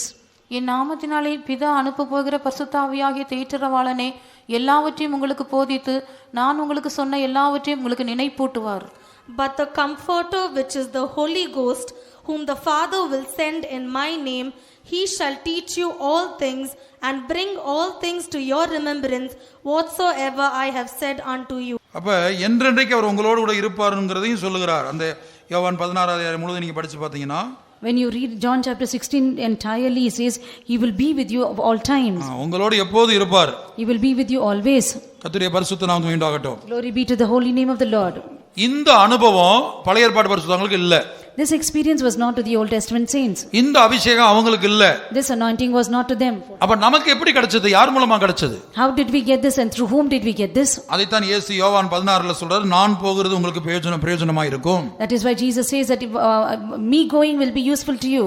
16:7. யோவான் 16:16-7. 16:7. நான் உங்களுக்கு உண்மையை சொல்லுகிறேன், நான் போகிறது உங்களுக்கு பிரயோஜனமாயிருக்கும். நான் போகாதிருந்தால் தேற்றரவாளன் உங்களிடத்தில் வரார். நான் போவேனே ஆகில் அவரை உங்களிடத்திற்கு அனுப்புவேன். Nevertheless, I tell you the truth, it is expedient for you that I go away. For if I go not away, the Comforter will not come unto you. But if I depart, I will send him unto you. அப்ப நான் போனாதான், நான் செத்தாதான், நான் செத்து உயிர் தெழுந்து பரலோகத்துக்கு போனாதான் அந்த தேற்றவாளன் உங்களுக்கு வருவார். After I die, after I go only, that if I go to heaven, that Comforter will come to you. அப்ப கொல்கதாவிலே பிதாவாகிய தேவன் ஒரு விருந்தை ஆயத்தப்படுத்தினார். Therefore on Kolkata, God the Father, he prepared a feast. 4 விதமான ஆகாரங்கள் அங்கே இருக்கிறது. There are 4 different meats there. முதலாவது இயேசுவின் மாம்சம், First is the flesh of Jesus. அது தேவனுடைய வார்த்தையை காட்டுகிறது. It speaks the word of God. இரண்டாவது இயேசுவின் இரத்தம், Secondly, the blood of Jesus. மூன்றாவது அவருடைய உபதேசம், Thirdly is doctrine, கிறிஸ்துவின் உபதேசம். doctrine of Christ. அதைத்தான் 2 யோவான் 9 அதுக்கு பேரே கிறிஸ்துவின் உபதேசம் என்று படிக்கிறோம். 2 John 9 we read it is called the doctrine of Christ. எலும்புகள் மூலமாக, Through the bones. அவருடைய எலும்புகள் என்பது உபதேசத்தை காட்டுகிறது. His bones, it shows doctrine. 2 யோவான் 9. 2 John verse 9. கிறிஸ்துவின் உபதேசத்திலே நிலைத்திராமல் மீறி நடக்கிற எவனும் தேவனை உடையவன் அல்ல. கிறிஸ்துவின் உபதேசத்தில் நிலைத்திருக்கிறவனோ பிதாவையும் குமாரனையும் உடையவன். Whosoever transgresseth and abideth not in the doctrine of Christ hath not God. He that abideth in the doctrine of Christ, he hath both the Father and the Son. இதைத்தான் எபேசியர் 5ஆம் அதிகாரத்துல ரகசியம் என்று படிக்கிறோம். That is why in Ephesians 5 we read it is a mystery. இந்த ரகசியம் பெரியது. This mystery is great. நான் கிறிஸ்துவை பற்றியும் சபையை பற்றியும் சொல்லுகிறேன். I speak about Christ and the church. அப்ப அந்த கிறிஸ்துவுக்குள்ள நாம் அவருடைய எலும்புகளுக்குரியவர்களாய் மாற வேண்டும் என்று அங்க படிக்கிறோம். அதான் ரகசியம். That is what the mystery is, that we have to become of Christ according to for his bones. இந்த ரகசியம் என்ன? What is his mystery? நாம் அவருடைய எலும்புகளுக்குரியவர்களாய் மாற வேண்டும். We belong to those of his bones. ஆதாமுடைய விலா எலும்பை எடுத்து ஏவாள் உருவாக்கப்பட்டாள். The rib bone of Adam was taken and Eve was formed. இயேசுவுடைய விலா எலும்பை எடுத்து மணவாட்டி சபை உருவாக்கப்படுகிறது. Now the rib bone of Jesus was taken and the bride the church was formed. எபேசியர் 5ல வாசிங்க 30ஆம் வசனமா. Ephesians 5:13. நாம் அவருடைய சரீரத்தின் அவயவங்களாயும் அவருடைய மாம்சத்திற்கும் அவருடைய எலும்புகளுக்கும் உரியவர்களாயும் இருக்கிறோம். For we are members of his body, of his flesh and of his bones. ஏவாளை பார்த்து ஆதாம் சொன்னான், இவள் என் எலும்பில் எலும்பும் என் மாம்சத்தில் மாம்சமாய் இருக்கிறாள். Looking unto Eve, Adam says, she is the flesh of my flesh and bone of my bone. அதுபோல கிறிஸ்து நம்மை பார்த்து சொல்ல வேண்டும், இவள் என் எலும்பில் எலும்பும் மாம்சத்தில் மாம்சமாய் இருக்கிறாள். Even so Christ has look unto us and say, she is the flesh of my flesh and bone of my bone. அப்ப பிதாவாகிய தேவன் ஆயத்தம் பண்ணி வைத்திருக்க ஆகாரம் 4 விதமான ஆகாரம். God the Father, what he has prepared, the feast is 4 different meats. முதலாவது கொழுமையான பதார்த்தம் என்பது இயேசுவின் மாம்சம். Firstly, the fat things is the flesh of Jesus. அந்த இயேசுவின் மாம்சம் என்பது தேவனுடைய வார்த்தை. Flesh of Jesus is the word of God. அந்த தேவனுடைய வார்த்தை 2 வகைப்படுகிறது. That word of God is of 2 different types. வேதமெல்லாம் எழுதப்பட்ட வார்த்தைக்கு லோகோஸ் என்று பெயர். All the word of God written in the scripture is called logos. நாம் தனிப்பட்ட ஜீவியத்துக்கு ஆண்டவர் நம்மோடு பேசுவது ரீமா அல்லது ரேமா என்று பெயர். For a personal life, the word of God which is spoken to us is called rima or rema. நாம் தினந்தோறும் இந்த ஆகாரத்தை புசிக்க வேண்டும். We need to have this food every day. உங்க அனுதின ஜீவியத்துல, For your personal life, நீங்க வேலை ஸ்தலத்துல ஒரு பிரச்சனை வழியாக போகலாம். if you go through a path in your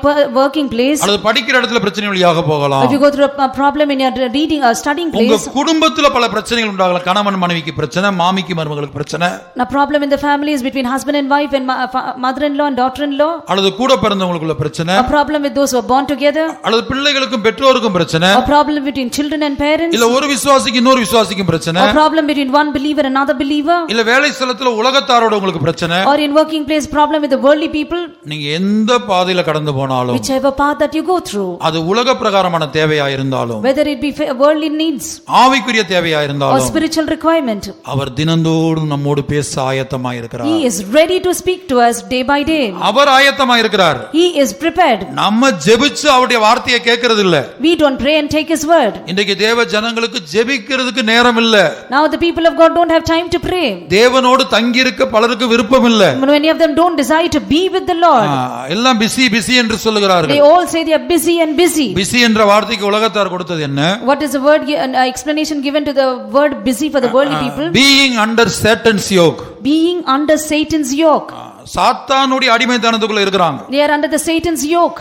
கர்த்தருடைய பரிசுத்த நாமத்துக்கு உண்டாகட்டும். Glory be to the holy name of the Lord. ஆகவே இங்கே மோவாபு தேசத்துக்கு நகோமி ஒரு பிரச்சனையினால போனா. Naomi went to the land of Moab because of a problem. ஆகவே வெளிநாட்டுக்கு போவது பிரச்சனை அல்ல. Going abroad is not a problem. வெளிநாட்டுக்கு உன்னை பிசாசு கொண்டு போகிறானா? Is the devil taking you abroad? அல்லது தேவன் கொண்டு போறாரா? Or the Lord taking you abroad? ஒருவேளை பிசாசு கொண்டு போறான்னு வெச்சுக்க, இப்ப யோனாவை தர்சீசுக்கு பிரிட்டனுக்கு யார் கொண்டு போனா? Now let's consider if the devil is taking Jonah to Tarshish. பிசாசு கொண்டு போறது யாரை கொண்டு போறான்? Now who will the devil take? யோனாவை கொண்டு போனான். He took Jonah. கர்த்தர் கொண்டு போனது நினிவே, அதுவும் வெளிநாடு தான். Now God took Jonah to Nineveh, that was by the Lord. அதுபோல உங்க வேலை ஸ்தலத்துக்கு ஒரு கண்ட்ரிக்கு போகணும்னு தேவசித்தம் இருக்கும், நீங்க ஒரு இடத்துல வேலை செய்யணும்னு தேவசித்தம் இருக்கும், நீங்க வேற எங்கேயாவது வேலை பார்த்துட்டு இருந்தீங்கன்னா வேலையில பிரச்சனை வரும். Now there is a place and a company that you have to work, it is the will of God, but you will want to desire to work in some company else. அதுக்கு நல்ல ஆதாரம் நகோமி குடும்பம் தான். Now good example is the family of Naomi. யோனாவை போன்றவர்களா இருந்தால், if there are people like Jonah, நீங்க ஒருவேளை பிசாசுனுடைய நடத்திப்பின்படி, பிசாசுனுடைய ஆலோசனைப்படி, மனுஷ ஆலோசனைப்படி ஒருவேளை நீங்க பிரிட்டனுக்கு போனா, according to the counsel of people and counsel of the devil, if you go to Britain, கர்த்தர் உங்களை நேசித்தால், if the Lord loves you, நீங்க பிரயாணம் பண்ற கப்பலுக்கு பிரச்சனையை உண்டாக்குவார். the Lord will create a problem in the ship that you're traveling. நீங்க பண்ற அந்த கடல்ல பிரச்சனையை உண்டாக்குவார். He will bring a problem in the sea. அந்த கடலுக்குள்ள பெரிய மீனுக்கு பிரச்சனையை உண்டாக்குவார். He will create a problem with a big fish inside the sea.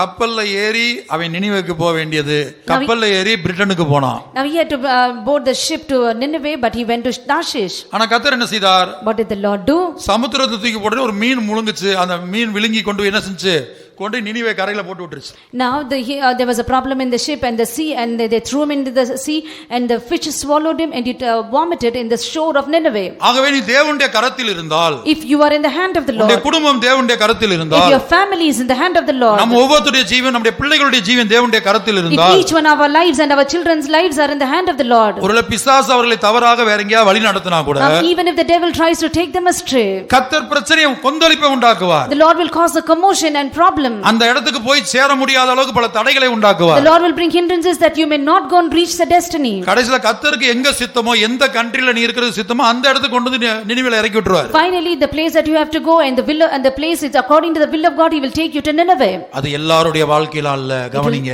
You have to consider not in everyone's lives. அவங்க தினந்தோறும் ஜெபிக்கிறவங்களா இருக்கணும். You have to be people praying every day. கர்த்தரோட ஐக்கியம் உள்ளவங்களா இருக்கணும். You have to have a relationship with the Lord. முக்கியமா தேவனிடத்தில் சமாதானம் இருக்கணும். Especially you should have peace with the Lord.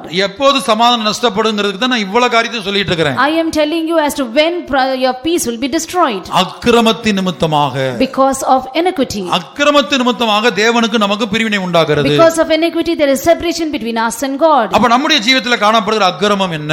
what is iniquity found in our life? தினந்தோறும் இதை செய் என்று ஆண்டவர் ஒரு கிரமம் வைத்திருக்கும்போது, when the Lord has kept an order that every day we have to do this, பிதாவாகிய தேவன் இயேசுவுடைய மாம்சத்தை சுட சுட வைத்திருக்கிறார். God the Father has kept an hot flesh of Jesus. இயேசுவுடைய இரத்தம் சுட சுட இருக்கிறது. the blood of Jesus is hot. அடுத்து இயேசுவுடைய எலும்புகள் இருக்கிறது. nextly the bones of Jesus. அடுத்து அபிஷேகம் இருக்கிறது. nextly the anointing. இத தினந்தோறும் நாம் புசித்து குடிக்க வேண்டும். we have to eat and drink every day. ஆகவே தான் தாகமாய் இருக்கிறவன் என்னிடத்திலே வந்து பானம் பண்ண கடவன் என்று இயேசு அந்த பண்டிகையின் கடைசி நாள்ல இருந்து கூப்பிடுகிறார்.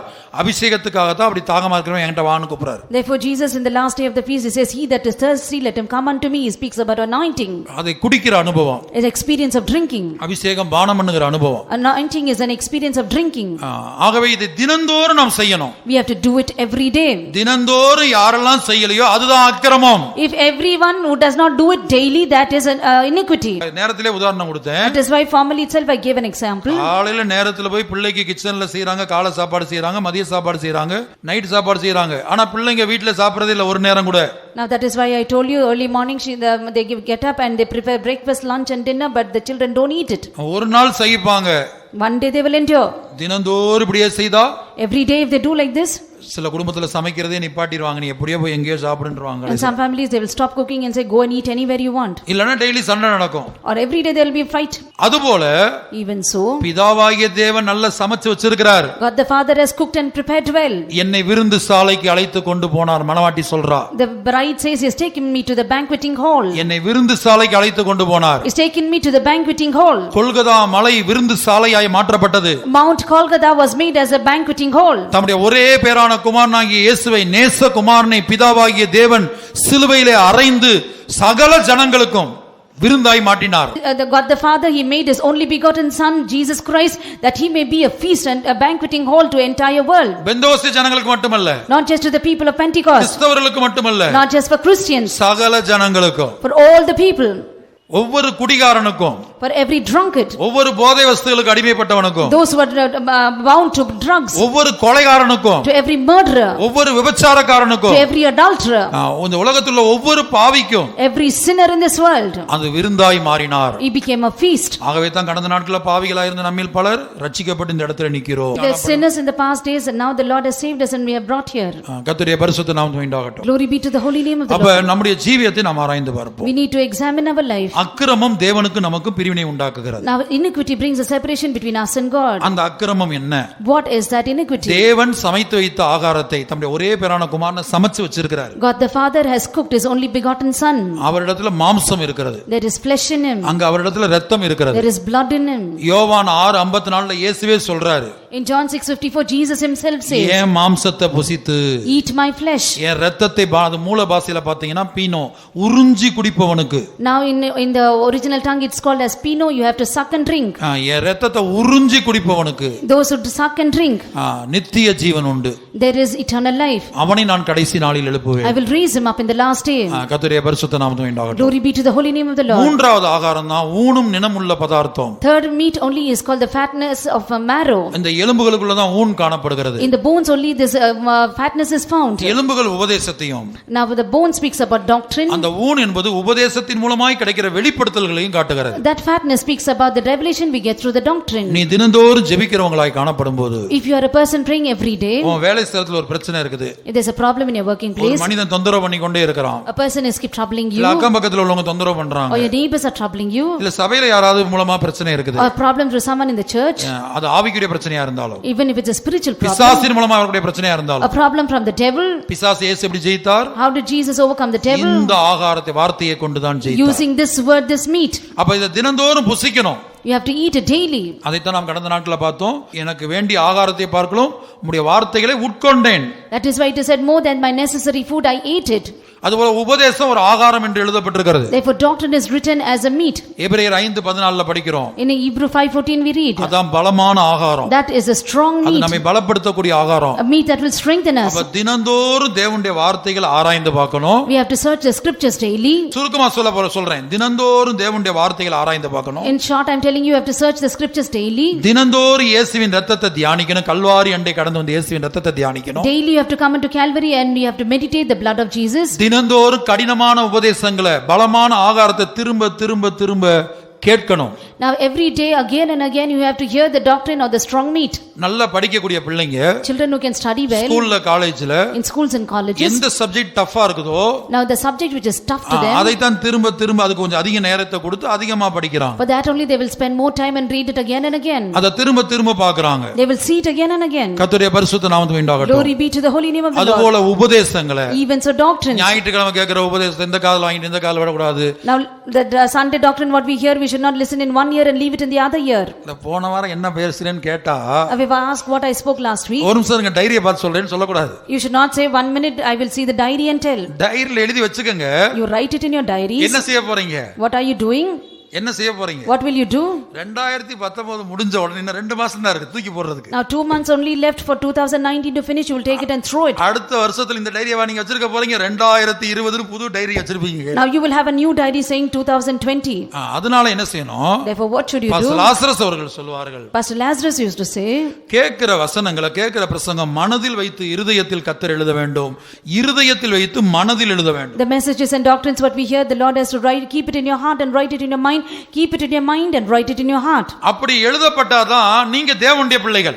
Only when it is written like that you are children of God. அப்படி எழுதப்பட்டாதான் நீங்க தேவனுடைய ஜனங்கள். If it is written like that you are people of God. ஏனா ஆண்டவர் உலகத்தானுக்கு இதை செய்யறது இல்ல. Because the Lord does not do this to the people of the world. அவர் யாரோடு உடன்படிக்கை பண்ணுகிறார்? To whom does he make a covenant? எபிரேயர் 8 அதிகாரம் Hebrews chapter 8 verse 10. அந்த நாட்களுக்கு பின்பு நான் இஸ்ரவேல் குடும்பத்தாரோடே பண்ணும் உடன்படிக்கையாவது, என்னுடைய பிரமாணங்களை அவர்களுடைய மனதிலே வைத்து அவர்களுடைய இருதயங்களில் அவைகளை எழுதுவேன். நான் அவர்கள் தேவனாயிருப்பேன், அவர்கள் என் ஜனமாயிருப்பார்கள். For this is the covenant that I will make with the house of Israel after those days, saith the Lord.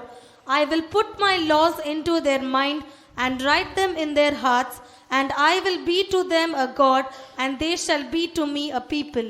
இருதயத்தில் வைத்து மனதில் எழுதுவேன். Keep it in the heart and write in their mind. யாருக்கு ஆண்டவர் இருதயத்தில் வைத்து மனதில் எழுதுறாரோ அவங்களுக்கு தான் அவர் தேவனாய் இருப்பேன், அவங்க தான் அவருடைய ஜனங்களாய் இருப்பாங்கன்னு படிக்கிறோம். We read that those who keep it, the Lord keeps it in their heart and write in their minds, for to them he will be their God, and they shall be a people unto him. எபிரேயர் 10 அதிகாரத்துல In Hebrews 10:16. 16 வசனம் 16. அந்த நாட்களுக்கு பின்பு நான் அவர்களோடே பண்ண உடன்படிக்கையாவது, நான் என்னுடைய பிரமாணங்களை அவர்களுடைய இருதயங்களில் வைத்து அவைகளை அவர்களுடைய மனதில் எழுதுவேன் என்று கர்த்தர் சொல்கிறார் என்பதை உரைத்த பின்பு, This is the covenant that I will make with them after those days, saith the Lord. I will put my laws into their hearts, and in their minds will I write them. இந்த சத்தியம், இந்த வசனம் நமக்குள்ள இருந்த, இந்த உபதேசம் நமக்குள்ள மனதிலையும் இருதயத்திலையும் இருந்தா தான் நம்ம வரியில போக முடியும். These truths, the word of God and these doctrines, if it is in our mind, we will be able to be caught up in his coming. வசனங்கள் போன வாரம் கேட்ட பிரசங்கமே இந்த வாரம் மறந்து போச்சுன்னு சொன்னா, If the word of God heard last week, it is forgotten. இயேசு சொன்ன அந்த விதைக்கிறவனை பற்றிய அந்த ஓமையில, In the parable of the sower, மற்ற 3 கூட்டத்துல ஏதோ ஒரு கூட்டத்துல நம்ம இருக்கணும்னு அர்த்தம். now we are in one of the groups of the 3 groups. ஒன்று வழி அருகே விதைக்கப்பட்டவர்களா இருக்கலாம், One we could have been as sown in the அல்லது wayside, கற்பாறை இடத்துல விதைக்கப்பட்டவங்களா or இருக்கலாம், sown in the rocky ones, அல்லது முள்ளுள்ள இடத்துல விதைக்கப்பட்டவங்களா இருக்கலாம். or sown in the thorny places. நம்முடைய இருதயம் நல்ல நிலமாய் இருக்குமானால், If our heart is a good land, நான் எத்தனை வருஷத்துக்கு முன்னாடி கேட்கிற பிரசங்கமா இருந்தாலும் அந்தந்த பாதையில போகும்போது உடனே அது ஞாபகத்துக்கு வரும், கேட்கும்போது பதில் வரும். even if it's a message that is heard after years back, and when the path that we go through, it will come to our mind and it will come to our remembrance. அதற்கு என்ன செய்வாங்கன்னா, சில குடும்பங்கள்ல பாத்தீங்கன்னா, இப்ப இந்த Bible study முடிச்சோம், இன்னைக்கு ராத்திரி போய் பிரைசிங்ல உட்கார்ந்து இந்த வசனம் கேள்விப்பட்ட வசனத்தை குடும்பத்துல ஒவ்வொருத்தரும் சொல்லி ஸ்தோத்திரம் பண்ணுவாங்க. அதுபோல சண்டே சர்வீஸ் முடிஞ்ச பிற்பாடு அந்த பிரசங்கத்தை சொல்லி சொல்லி ஸ்தோத்திரம் பண்ணும்போது அது என்ன செய்யும், அப்படியே மனதிலும் இருதயத்திலும் திரும்ப திரும்ப எழுதப்படுகிறது. In some families, in their family prayers, they will tell these whatever they heard in the Bible study and Sunday service, they will repeat it again and again. They will tell their points and praise God, and this is how it will remain in their mind. அப்ப தினந்தோறும் உபதேசத்தை நீ தியானிப்பது மாத்திரமல்ல, Not just meditating the doctrine every day, தினந்தோறும் உபதேசத்தை ஆராய்ந்து பார்ப்பது not மாத்திரமல்ல, searching the doctrine daily. தினந்தோறும் அபிஷேகத்துக்கு இடம் கொடுக்க வேண்டும். Daily you have to give room to the anointing. அதான் 4வது ஆகாரம். That is the 4th meat. இத தினந்தோறும் யாரெல்லாம் செய்யலையோ Those who do not do it daily, அவங்க தான் அக்கிரமக்காரர்களா இருக்கிறாங்க. such people are those who commit iniquity. அந்த அக்கிரமம் தேவனுக்கு நமக்கு இடையில பிரிவினை உண்டாக்குறது. That iniquity brings a separation between us and God. இப்ப மோவாப் தேசத்துக்கு போன நகோமிக்கு, Now Nehemiah, who went to the land of Moab, தேவனுடைய வார்த்தை கிடைக்கல, she did not get the word of God. அவங்கள்ட்ட குடும்ப ஜெபம் இல்ல, There was no family prayer in them. இந்த பட்சம் தனி ஜெபம் இல்ல, Even there's no personal prayer. ஆகவே வெளிநாட்டுக்கு போயிட்டு திரும்பி வரும்போது Therefore, when they went abroad and when they returned back, கணவனை இழந்து, losing the husband, 2 பிள்ளைகளை இழந்து, losing the children, ஒரு மருமகள் திரும்பி போய்விட்டா, one our daughter-in-law returned back, ஒரு மருமகளோடு வர்றா. she comes with one daughter-in-law. நம்ம எல்லாரும் நம்முடைய கண்களை Let's மூடுவோம். all close our eyes. ஆகவே நம்ம அங்க போனா இங்க போனா நிறைய கிடைக்கும் நினைக்க வேண்டாம். Now let's not say that we'll get more if we go here and there. நீ தேவ சித்தத்தின்படி போக வேண்டும். You have to go according to the will of God. இயேசு பிறந்த உடனேயே வெளிநாட்டுக்கு போனார்கள். Jesus at his birth they went abroad. கர்த்தரே போச்சுனார், குழந்தையை தூக்கிட்டு எகிப்துக்கு போங்க. God himself tells them to take the babe and flee to Egypt. உடனே தாயும் தகப்பனும் கீழ்ப்படிந்து போனார்கள். Immediately father and mother obeyed and went. நாம் கண்களை மூடுவோம். Let's close our eyes. நம்முடைய அக்கிரமம் என்ன? What is our iniquity? தினந்தோறும் தேவன் பிதா சமைத்து வைத்த ஆகாரம், Every day the meat that the father had prepared, அதுதான் இயேசு. that is Jesus. அது இயேசுவின் மாம்சம், That is the flesh of அது Jesus. இயேசுவின் இரத்தம், That's the blood of அது Jesus. இயேசுவின் எலும்புகள், Bones of Jesus. அது இயேசுவின் மூலமாய் கிடைக்கிறதான பானம் அபிஷேகம். Or anointing and the drink that comes through Jesus. தினந்தோறும் இதிலே பயிற்சி எடுக்க வேண்டும். Every day you have to take and practice in அப்படி this. இல்லாதவர்கள், Those who don't do it, இப்போது இந்த கூட்டத்தின் முடிவில் சொல்லுவோம், ஆண்டவரே எனக்குள்ள அக்கிரமம் இருக்கிறது. the end of the meeting let us say, Lord, there is iniquity in அந்த me. அக்கிரமம் என்னையும் உம்மையும் பிரித்து இருக்கிறது. That iniquity has separated you and me. தினந்தோறும் இயேசு என்கிற ஆகாரத்தை புசிக்க எனக்கு கிருபை தாரும். Lord, give me grace to eat that meat Jesus every day. அதை புசிக்க எனக்கு கிருபை தாரும். Give me grace to eat. தினந்தோறும் இதை நான் செய்ய எனக்கு உதவி செய்யும். Lord, help me to do it daily. எனக்கு மாத்திரமல்ல, Not just me. எங்கள் ஒவ்வொரு ஊழியர்களுக்கும், Each servant of God. முழு உலகத்தில் உள்ள ஒவ்வொரு ஊழியர்களுக்கும், Every servant of God all over the முழு world. உலகத்தில் உள்ள ஒவ்வொரு விசுவாசிகளுக்கும், Every believer all over the world. முழு உலகத்தில் உள்ள ஒவ்வொரு வீட்டு பிள்ளைகளுக்கும், வாலிபர்களுக்கும் Every children and the youths of every families. உதவி செய்யும். Lord, help. உதவி செய்யும். Lord, help. நாங்கள் இயேசுவை புசிக்கட்டும். Lord, let us eat Jesus. நானே வானத்திலிருந்து இறங்கி வந்த அப்பம், I am the meat that came from heaven. நானே ஜீவ அப்பம், I am the living bread. என்னை புசிக்கிறவன் He that eateth me, மரியாமல் இருக்கலாம், மரிக்காம ஜீவன் உண்டாகி கொண்டே இருக்கும். he will not die but have life. கர்த்தர் நமக்கு உதவி May செய்வாராக. the Lord help us. இந்த அக்கிரமத்தை என்னுடைய வாழ்க்கையிலிருந்து உங்களுடைய வாழ்க்கையிலிருந்து தேவன் எடுத்து போடுவாராக. May the Lord remove this iniquity from my life and your தேவனோடு life. சமாதானம் உள்ளவர்களாக தேவன் நம்மை May மாற்றுவாராக. the Lord make us to have peace with the Lord.